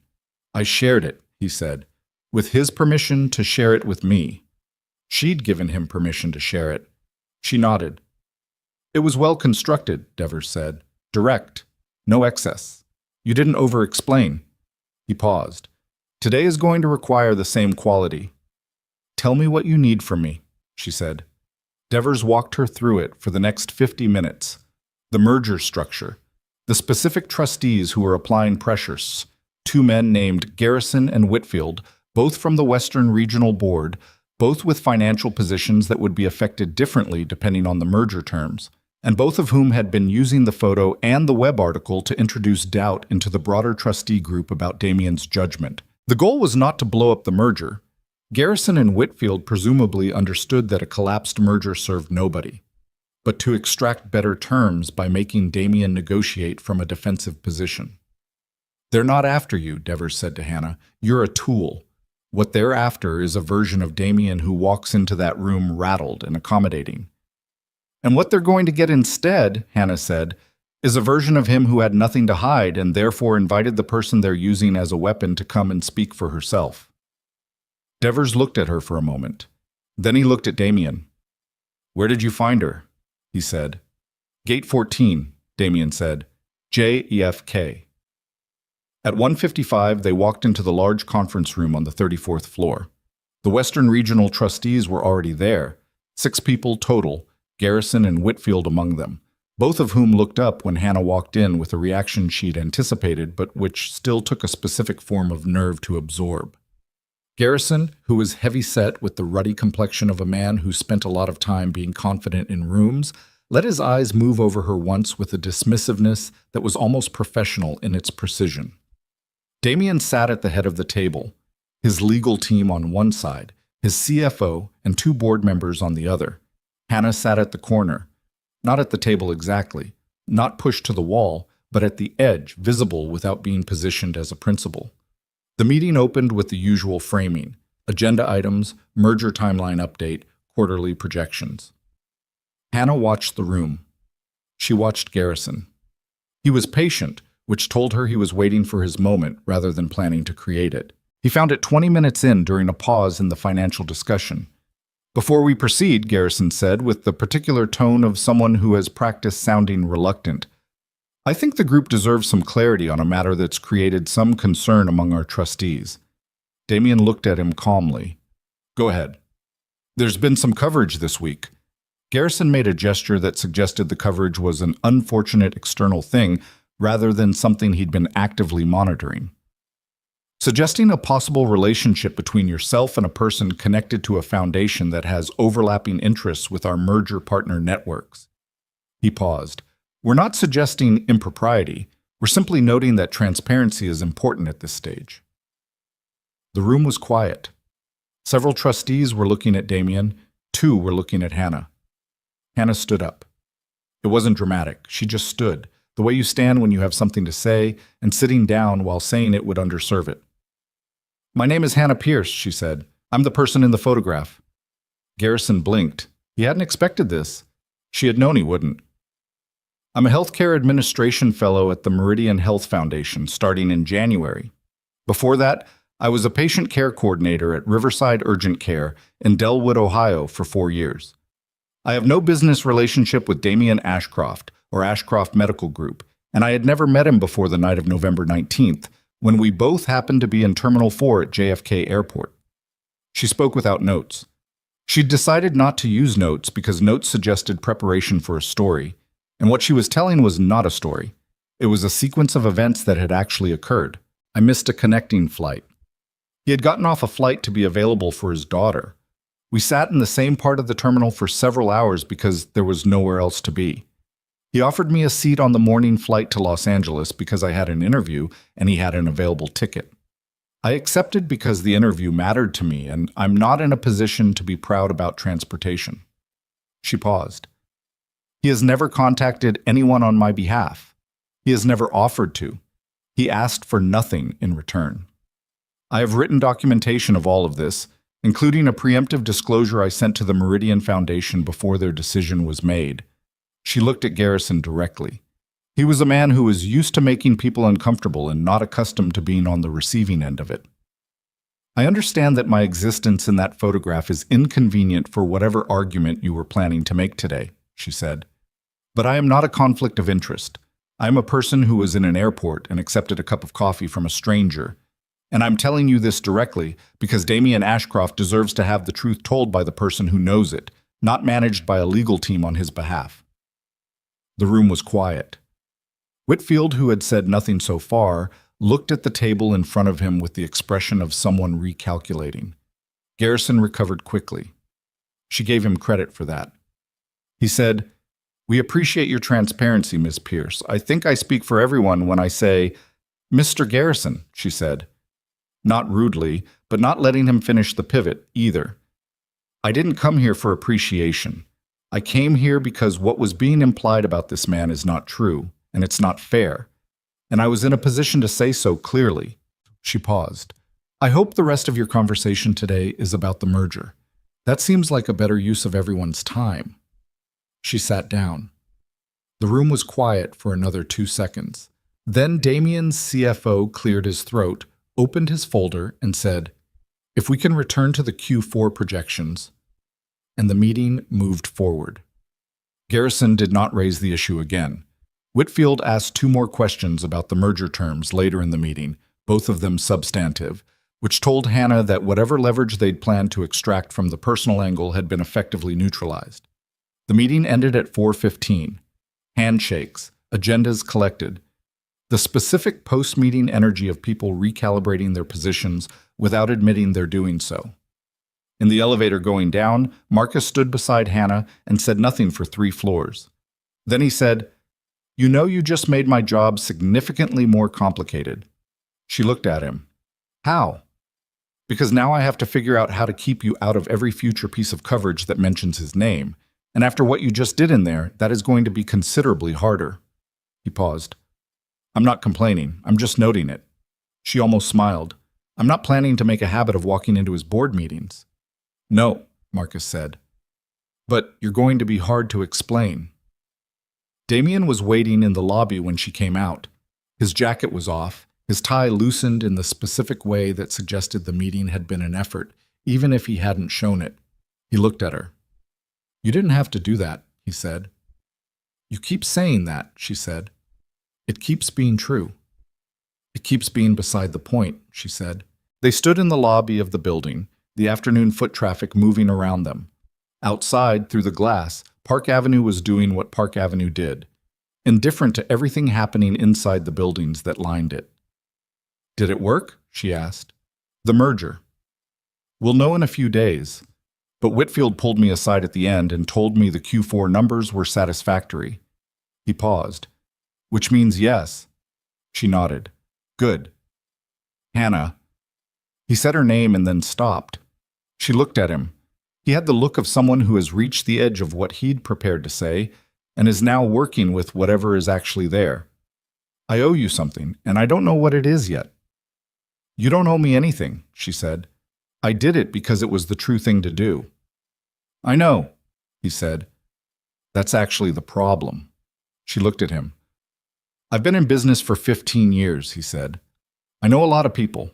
I have employees and partners and board members and people who owe me things and people I owe things to, and the list is long and complicated and mostly transactional." He paused. "I cannot remember the last time someone did something for me that was just true, with no architecture around it." She looked at him for a moment, at the tiredness in his face and the something underneath the tiredness that was less guarded than she'd seen it. "I know something about that," she said. "I know you do." They stood there for another second. Then she said, "I need to get to Penn Station. I have a 7 o'clock train. Let me—" "I know where the subway is," she said. Not unkindly, just clearly. He nodded. He understood by now what that meant and what it didn't mean. She turned to go. Then she stopped. "Damien," she said. He looked at her. "When I start at Meridian," she said, "in January, I'm going to be in Los Angeles for 2 years. She paused. "That's not very close to New York." He held her gaze. "No," he said. "It's not." "But it's not impossible," she said. She said it the way she said most things, quietly and with complete precision and without any decoration around it. Then she walked out through the glass doors and into the cold Monday afternoon, and Damien stood in the lobby of his building and watched her go, and did not look away until she was out of sight. Marcus appeared beside him. "She's something," Marcus said. "Yes," Damien said. "You know she's going to make your life very complicated." Damien picked up his jacket from where he'd folded it over his arm. "Probably," he said. "You don't seem bothered." "I'm not," he said, and meant it. He walked toward the elevator. "Get me the Whitfield numbers by end of day." "Already in your inbox," Marcus said. Damien pressed the button for 34. The doors closed. He stood alone in the elevator going up, and the expression on his face was the one he almost never let happen in professional spaces. Unguarded, uncertain in the specific way that means something has shifted and you're still figuring out where everything is going to land. He thought about what she'd said. Not impossible. He thought about Lily, who had called him that morning before the meeting with a stomachache that he now strongly suspected was nerves about a different math test she hadn't told him about yet. He thought about what it would be like to tell Lily about Hannah Pierce. Not yet, but sometime. He thought about Gate 14 at JFK and a woman sitting very still in the harsh airport light, her hands on her bag handles, not asking anyone for anything. He thought, of all the flights I've ever almost taken. The elevator reached 34. The doors opened. He walked back into the work that needed doing, carrying something new alongside it. something that didn't have a name yet, but that sat in his chest with the particular weight of things that are going to matter for a long time. The train back to Ohio left Penn Station at 7:03, and Hannah sat in a window seat and watched Manhattan disappear behind her. The tunnels first, then the flat industrial stretch of New Jersey, then the gradual opening of the landscape into something wider and less certain of itself. She had her laptop open, but wasn't looking at it. She was looking at the dark window and the occasional light streaking past and thinking about what she'd said in the lobby of that building on Park Avenue. Not impossible. She turned it over in her mind the way you turn over something you've said before. You were fully sure you meant to say it, checking it from different angles, looking for the place where it fell apart. It didn't fall apart. That was the thing. She'd meant it with the same directness she meant everything, and it sat in her chest with the particular steadiness of a true thing rather than the anxious flutter of something said because the moment required it. She was also aware, with the clear-eyed practicality that had gotten her this far, that meaning something and knowing what to do with it were two separate problems. She was starting a fellowship in Los Angeles in January. He ran a global company from New York and had a 7-year-old daughter in Connecticut. Neither of them was in a position to reorganize their lives around something that was, at this precise moment, a conversation in a lobby and a cup of coffee in an airport terminal and the memory of her fingertips on his arm somewhere over Arizona. She was also aware that she was getting 40% ahead of herself, which was a habit she generally kept under control. She opened her laptop, closed it again, looked at the window. Her phone buzzed. Damien, safe on the train? She smiled at the screen for a second before she could stop herself, which felt embarrassing in the privacy of a mostly empty train car. She typed back, yes, 7 hours of New Jersey and Pennsylvania ahead of me. He replied, glamorous. She wrote, it has its moments. Then, after a pause, the Whitfield numbers came through? His reply took a few minutes. When it came, it read, yes, Western Regional signed off on the revised terms tonight. Merger is moving forward. And then, after another brief pause, you should know that Devers said, and I'm quoting directly, that woman is either going to save your company or destroy it, and either way, I want her on retainer. Hannah read it twice. Then she wrote, tell Devers I have a fellowship start date and no interest in corporate law. He wrote back, he knows. He said it anyway. She put the phone face down on the tray table and looked at the ceiling of the train car, and the smile that crossed her face this time she didn't try to stop. She spent the last 2 weeks of November wrapping up her work at Riverside Urgent Care. She gave Dr. Osei 4 weeks' notice instead of 2 because she was that kind of person, the kind who considers what she leaves behind as carefully as what she's moving toward. She trained her replacement, a young woman named Tanya, who had just finished her certification and was quietly terrified, and Hannah spent her last week making sure Tanya knew not just the tasks, but the things underneath the tasks, which patients needed extra time, which insurance companies had the fastest appeals process, which doctors in the building responded well to directness, and which ones needed to be handled more carefully. You're giving me a lot, Tanya said on her last day, looking slightly overwhelmed by the binder Hannah had assembled. I'm giving you what I needed when I started, Hannah said. I didn't have it, that's why I made it. She packed up her desk on a Friday afternoon in late November, said goodbye to Pam at the front desk, and walked out of the clinic into cold Delwood air for what she understood was probably the last time in a professional capacity. She stood on the sidewalk for a moment. The pharmacy next door had its holiday lights up. A kid on a bike went by wearing a jacket too thin for the weather.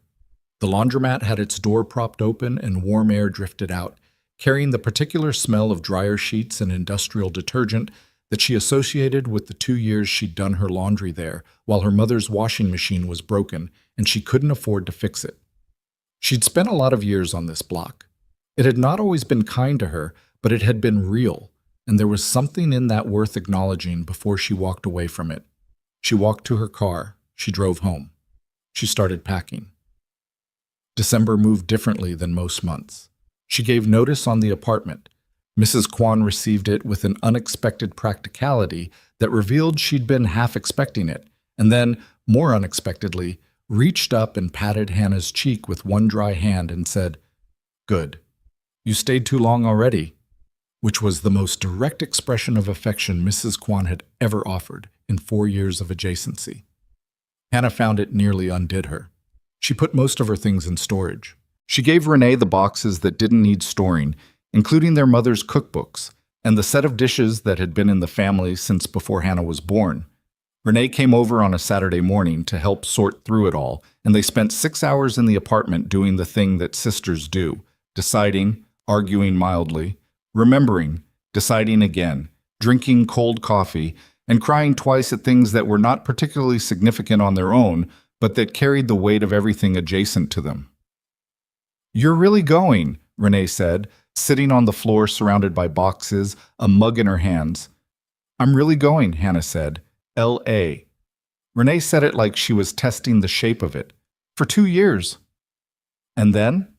Hannah looked at her sister. "And then I'll know more than I know now. That's as far as I've planned." Renee looked at her for a moment. "What about Damien?" They hadn't talked about him since the Monday of the board meeting, which Renee knew about in the broad strokes, but not the specific texture. Hannah had kept that part closer to herself, not because she was hiding it, but because she didn't yet have language for it that felt accurate. "I don't know," she said. "That's not a Hannah Pierce answer," Renee said. "Hannah Pierce always has an answer." "Hannah Pierce is learning that some things don't have answers yet," Hannah said, "and that's allowed." Renee was quiet for a moment. Then she said, "Mom would like him, from what you've told me." "She would have interrogated him for 3 hours and then declared him acceptable," Hannah said, "which is what she did with every person she liked." They both laughed. It was the good kind, the kind that has grief somewhere inside it but isn't stopped by it. Damien called on a Sunday in mid-December, which was unusual. They had settled into a pattern of texts, irregular, real, often brief, occasionally longer in the late evenings when the day had wound down enough for something more than logistics. An actual call was different. She answered on the third ring because she'd been pulling tape off a box and her hands were slow. "Hey," she said. "Hey." A pause. "Are you packing?" "I'm always packing right now." "How much do you have left?" "Enough?" She set the tape gun down. "What's happening?" "I wanted to ask you something," he said, "and I wanted to ask it on the phone instead of by text because I think it deserves to be asked out loud." She sat down on the edge of a box that was probably not structurally rated for this purpose, but held anyway. "Okay." Lily has a winter break concert at her school, December 19th. It's a thing they do every year, an hour of 7-year-olds playing instruments they've been learning for 3 months. A pause. "She asked me to come." "Of course you're going to, She also asked if I was going to bring my friend," he said. Hannah went still. "Your friend." "Apparently I mentioned you. At some point, more than once." He said it with a flatness that suggested he was mildly embarrassed by this, which she found unexpectedly endearing. "She put it together that I have a friend who is a woman and who does not live in New York, and she asked if you were coming to the concert." "What did you tell her?" "I told her I'd ask." Hannah sat on the box and looked at the half-empty apartment around her. The bare shelves, the walls with their rectangular shadows where pictures used to hang, the stack of filled boxes that represented the portable edition of her life so far. "Damien," she said. "You can say no," he said. It's a big ask. I know that." "What does she play?" Hannah said. A pause. "What?" "Lily, in the concert. What instrument?" "The violin," he said. "She's been learning since September. She's—" A pause that had something helpless in it. "She's not very good yet. She would tell you that herself. She practices every day and she's improving, but she would be the first person to tell you that she is not currently a good violin player." "Does she like it?" "She loves it," he said. "She practices in her room with the door closed and she comes out with this expression." He stopped, like she's been somewhere else for an hour. Hannah listened to the quality of his voice when he talked about his daughter, the specific unguarded warmth of it, the way the careful management he applied to most things simply didn't apply here, the way Lily existed in him as a kind of constant ambient light. She thought about what her mother had said a week before she died, about being so capable that nobody ever tries to take care of you. She thought about Lily, 7 years old and practicing violin with the door closed, coming out with that expression. She thought about the train ride back from New York and the dark window and Not Impossible sitting in her chest like something with roots. "I'll be there," she said. She drove to Connecticut on December 19th. She hadn't told Renee where she was going. She'd said she had something to do before heading to Los Angeles, which was true, and Renee had given her a look that suggested she understood exactly what kind of something it was, and chosen, wisely, not to press. The school was in a small town 40 minutes north of the city, the kind of place that had existed for long enough to have the specific settled confidence of old New England, stone walls and bare December trees, and a village green with a flagpole. The school itself was brick and sprawling and had the comfortable permanence of an institution that had been doing what it did for 100 years and planned to continue. She parked in the visitor lot and sat in her car for a moment. She was wearing the charcoal blazer, the one she'd worn to the Meridian interview, over a dark red shirt, which was the closest thing she had to a winter concert outfit that wasn't also a business outfit. She'd driven up from Delwood that morning, which was 9 hours, and her back registered the complaint. She checked her phone. A text from Damien. "We're inside, second row on the left. She can see the door from where she's sitting." Hannah read that last sentence twice. Then she got out of the car. She found them in the second row. Damien stood when he saw her come in, which she hadn't expected. He was wearing a dark coat and no tie and looked like someone who had made a specific effort to appear less formal than usual, which she found she could see through immediately and which charmed her anyway. "You drove," he said. 9 hours, she said. He looked at her with an expression that had something in it she didn't immediately name. Then he stepped slightly aside and said, "Hannah, this is Lily." Lily was small for 7, with her father's dark eyes and the particular stillness that Damien had described, the careful, watching quality of a child who is taking in more than she is giving out. She was wearing a dark green dress with white tights, and her hair was in 2 braids that had the slightly irregular quality of braids done by a father who was doing his best. She was holding a violin case in both hands and looking at Hannah with the direct, unapologetic assessment that children deploy before they've learned that staring is considered impolite. "You're Hannah," Lily said. Not a question. "I am," Hannah said. "You drove 9 hours." "I did." Lily considered this. "That's far." "It is," Hannah agreed, "but I wanted to hear you play." Something moved across Lily's face, not quite a smile yet, more the precondition of one. "I'm not very good," she said, exactly the way Damien had said she would say it. "Your dad said you love it," Hannah said. "That's the important part." Lily looked at her for another moment. Then she looked at her father with the expression of someone delivering a verdict. "I like her," she said. Damien looked at Hannah. Hannah looked at her shoes for half a second. "Good," Damien said. "Go line up with your class." Lily went. Hannah sat down in the second row, and Damien sat beside her, close enough that their arms nearly touched, and the auditorium filled with the noise of parents and siblings and grandparents arriving, and the particular electric anticipation of a room full of people about to watch children do something they've been working on. The concert was exactly what Damien had promised. An hour of 7- and 8-year-olds playing instruments they had been learning for 3 months. The cellos were earnest and imprecise. The flutes were enthusiastic. The violins were variable. Lily was in the 3rd row of the violin section, and when the piece began, she played with an intensity of concentration that was almost physical. Her small body entirely committed to the instrument, her brow furrowed, her bow arm working with the focused effort of someone who is holding a difficult thing together through sheer will. She hit most of the notes. She missed a few. At one point, she recovered from a mistake with such seamless determination that the woman in front of Hannah whispered to her husband, "Oh, that one's going to be fine," without knowing whose child she was talking about. Hannah watched Lily play and felt something she hadn't expected, something uncomplicated and warm, settling quietly in her chest without drama or announcement. She didn't try to name it, she just let it be there. Damien was watching his daughter with the expression she'd seen once before, on the plane, when he talked about Lily coming out of her room after practicing. The ambient light thing, present and unguarded, and entirely his. When the concert ended, Lily found them in the lobby and submitted to being hugged by her father with the specific tolerance of a child who has feelings about public displays of affection, but also clearly wanted the hug. Then she stood in front of Hannah. "Did you hear when I messed up?" she asked. "In the second piece?" "I heard you fix it," Hannah said. Lily considered this framing. "I practiced that part 40 times, she said. "The fixing part." "It showed," Hannah said. "Do you play anything?" "No," Hannah said. "I never learned."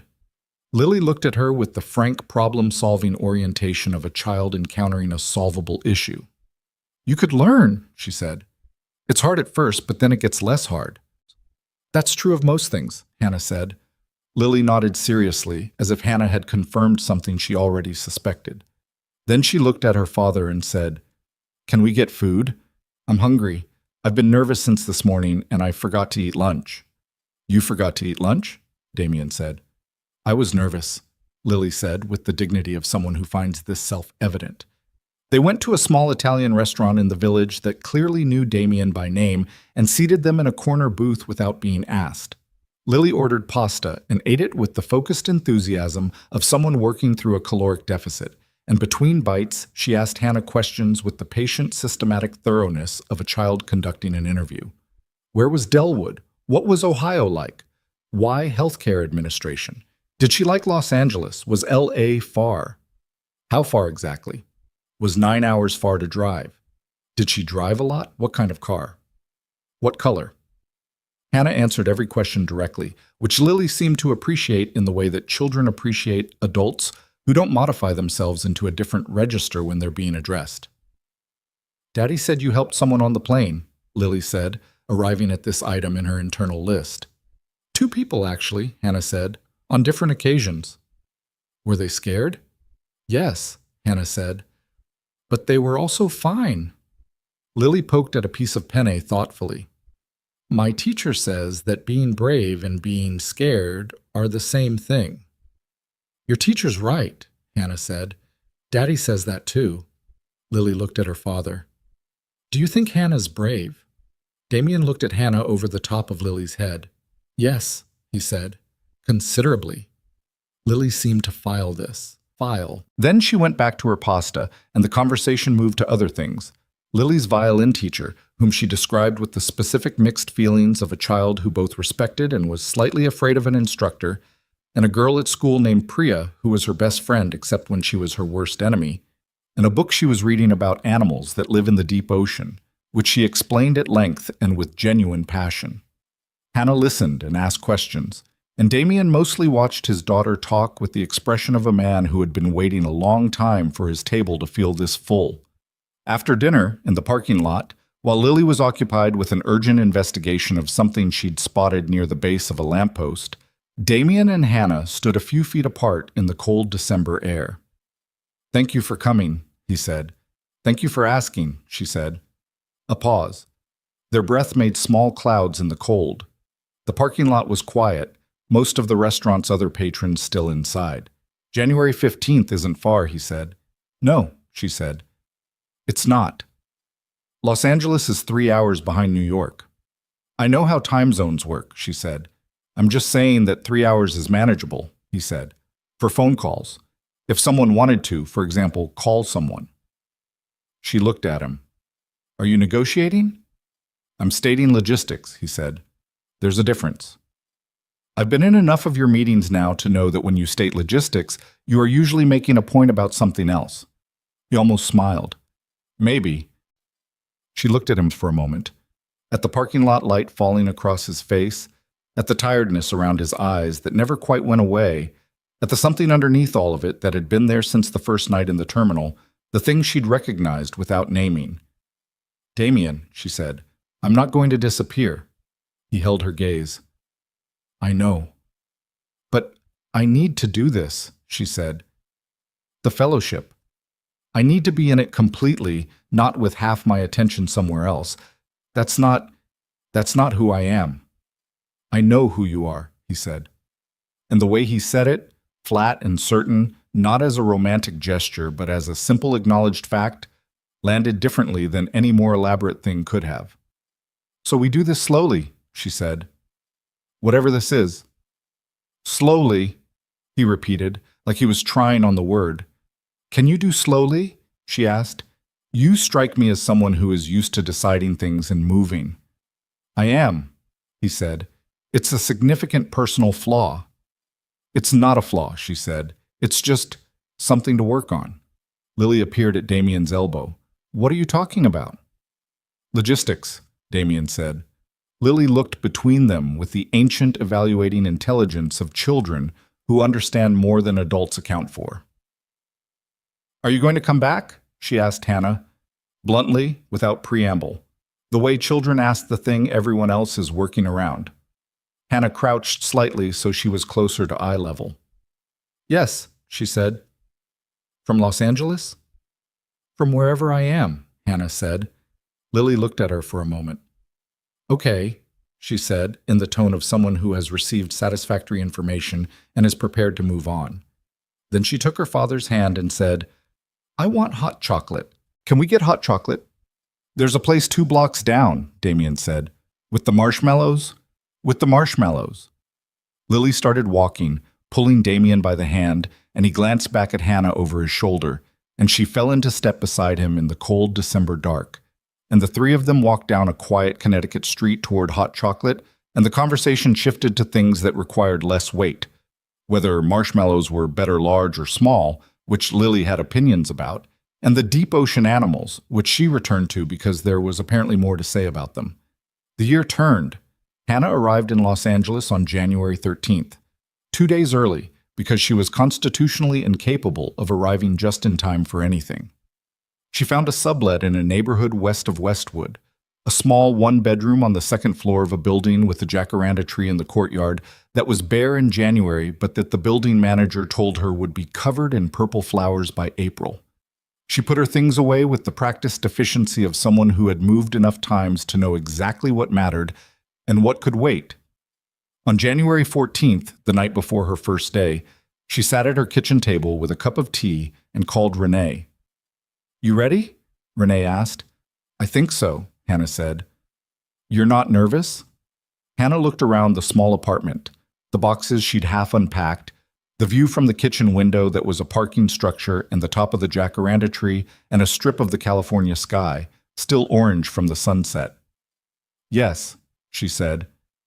But it's the right kind of nervous. Mom's kind of nervous, Renee said. Yeah, Hannah said. Exactly that kind. She called Damien after she hung up with Renee. It was past 10 in New York, which meant Lily was asleep, which meant he answered from what sounded like somewhere quiet. His study, maybe, the particular acoustic quality of a room with books in it. First day tomorrow, he said. First day tomorrow, she said.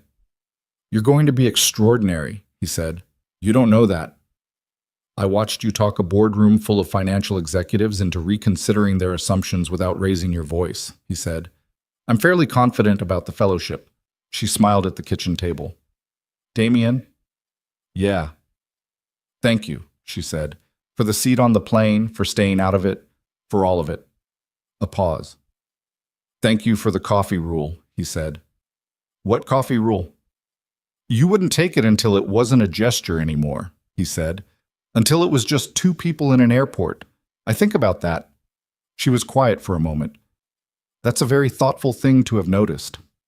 I notice things, he said, when they matter. They talked for another 30 minutes, not about anything significant, just the day's small inventory. He'd had a call with the London team.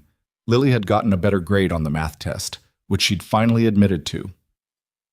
There was a new book about deep-sea animals that he'd ordered for her, which he suspected she'd already read the summary of because she'd mentioned 3 specific facts about anglerfish at dinner that were suspiciously detailed for someone who claimed to be waiting for the book.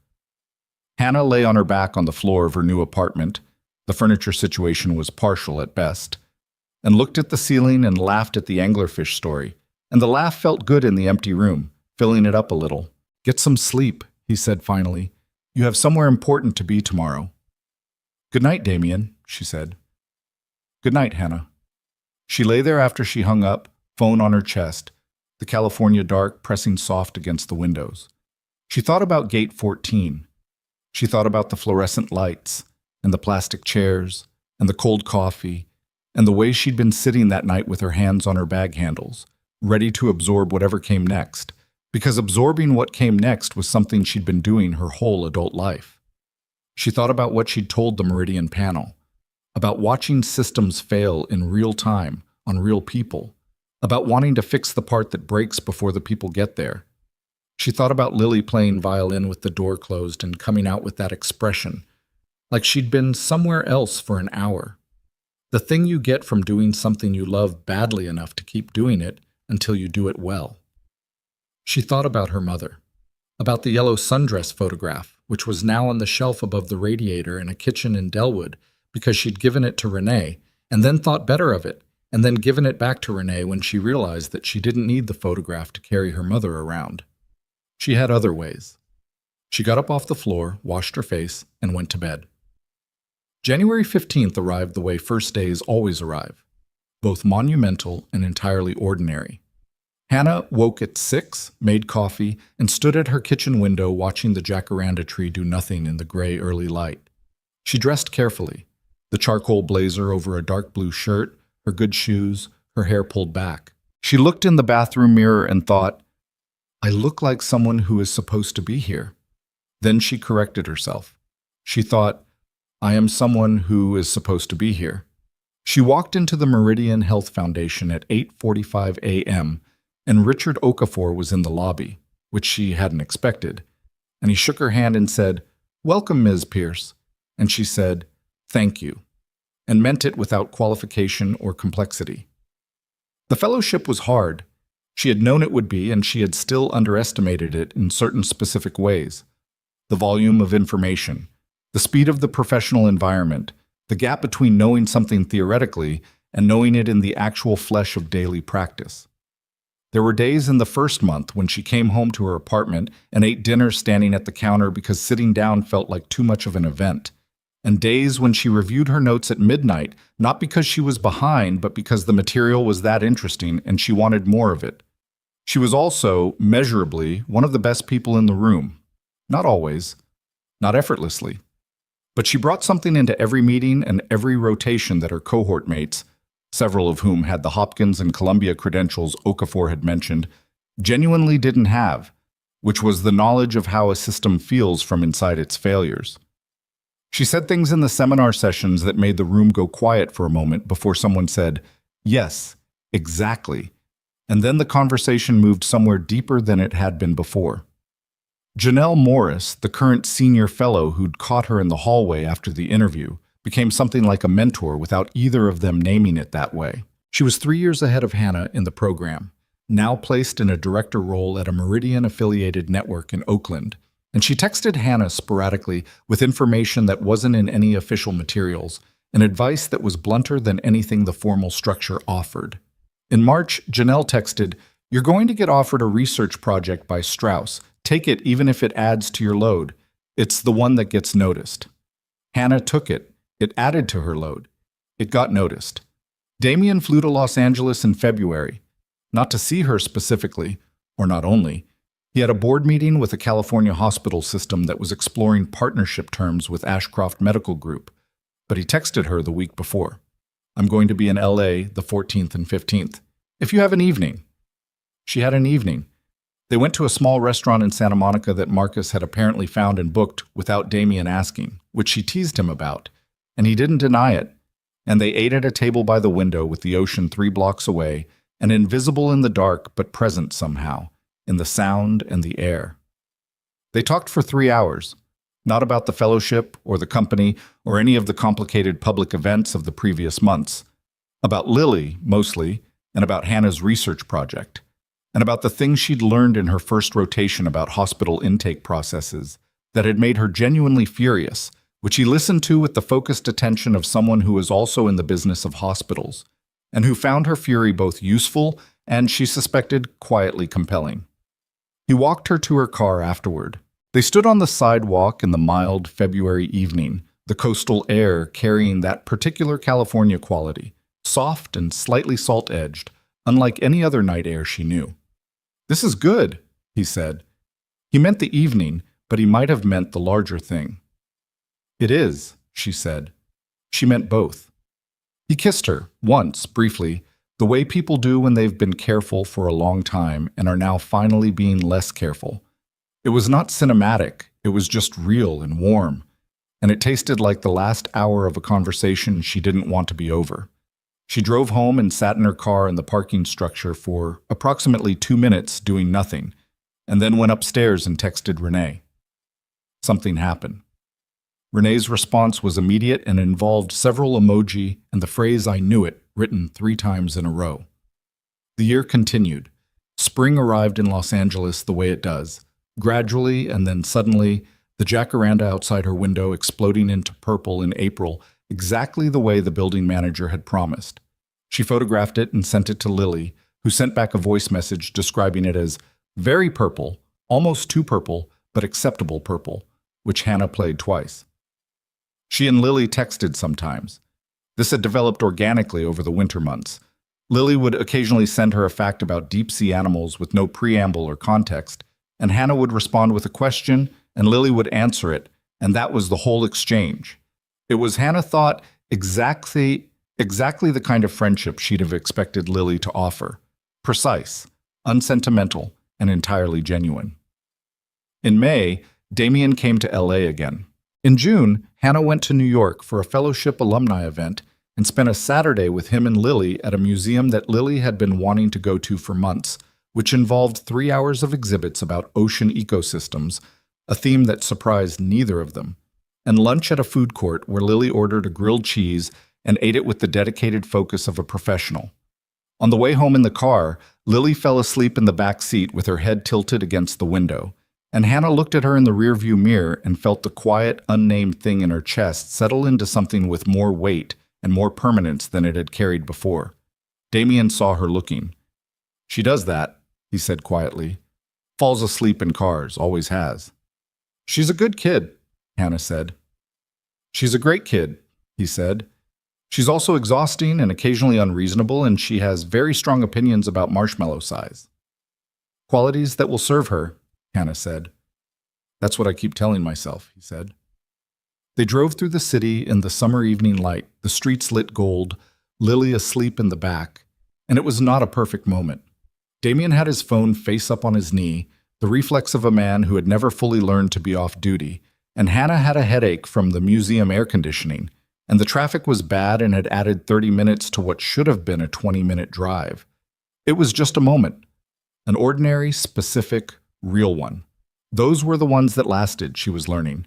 Not the cinematic peaks, the ordinary ones, accumulated over time, that built the thing you were actually living. November came around again. 1 year. Damien called her on the morning of the 19th, which was the anniversary of Gate 14, though neither of them had explicitly marked it as such. "I'm at JFK," he said. She was at her desk in the Meridian offices, halfway through a briefing document on patient navigation systems in rural networks. "Why are you at JFK?" "I have a flight to London at 2, but I came through Terminal 4. A pause. "Gate 14 is being renovated, for the record." She put down her pen. "You went and looked." "I happened to be nearby," he said. "Damien." "I'm a busy man, Hannah. Sometimes I am near airports." She laughed. It filled her small office. Through the glass wall, Janelle Morris, passing in the hallway, glanced in and raised an eyebrow. "I've been thinking," he said, "about Gate 14. "About a few things." He paused. "Your fellowship ends in January, 8 months. I know when it ends. I'm not trying to plan your life," he said.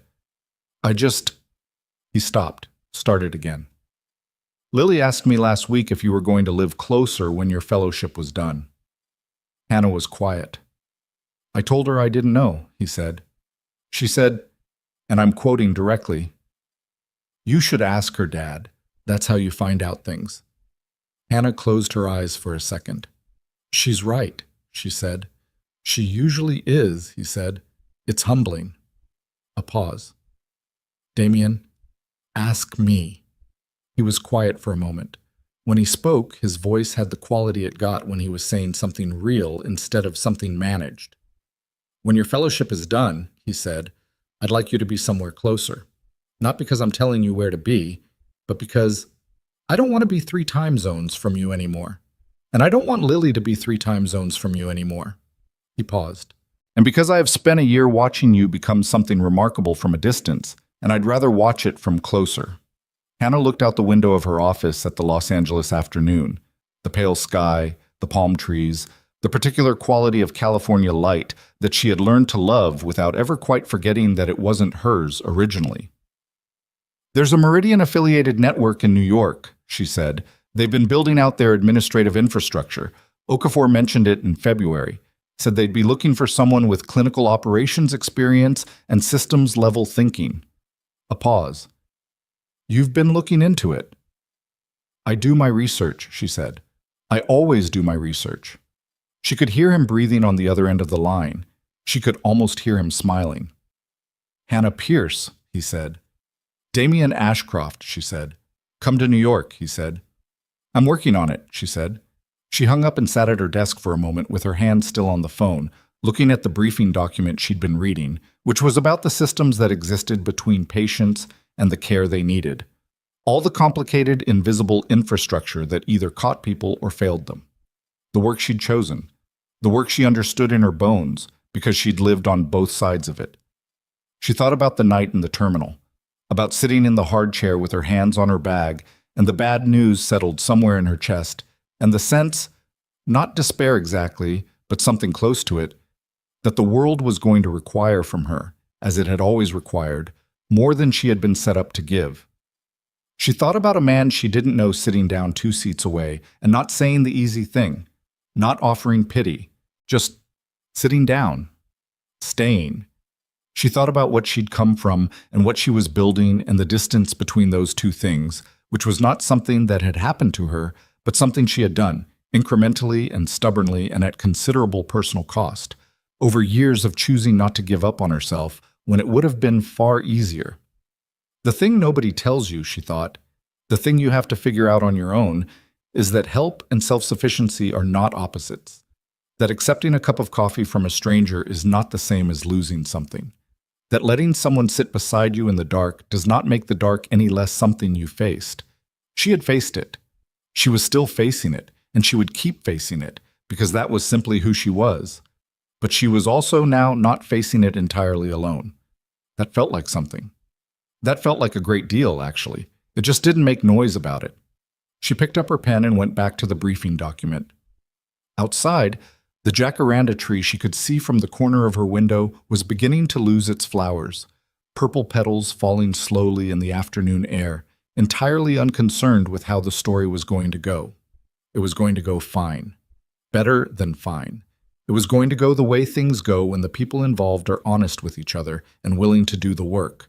And that, Hannah Pierce had always known, was enough to build something real on.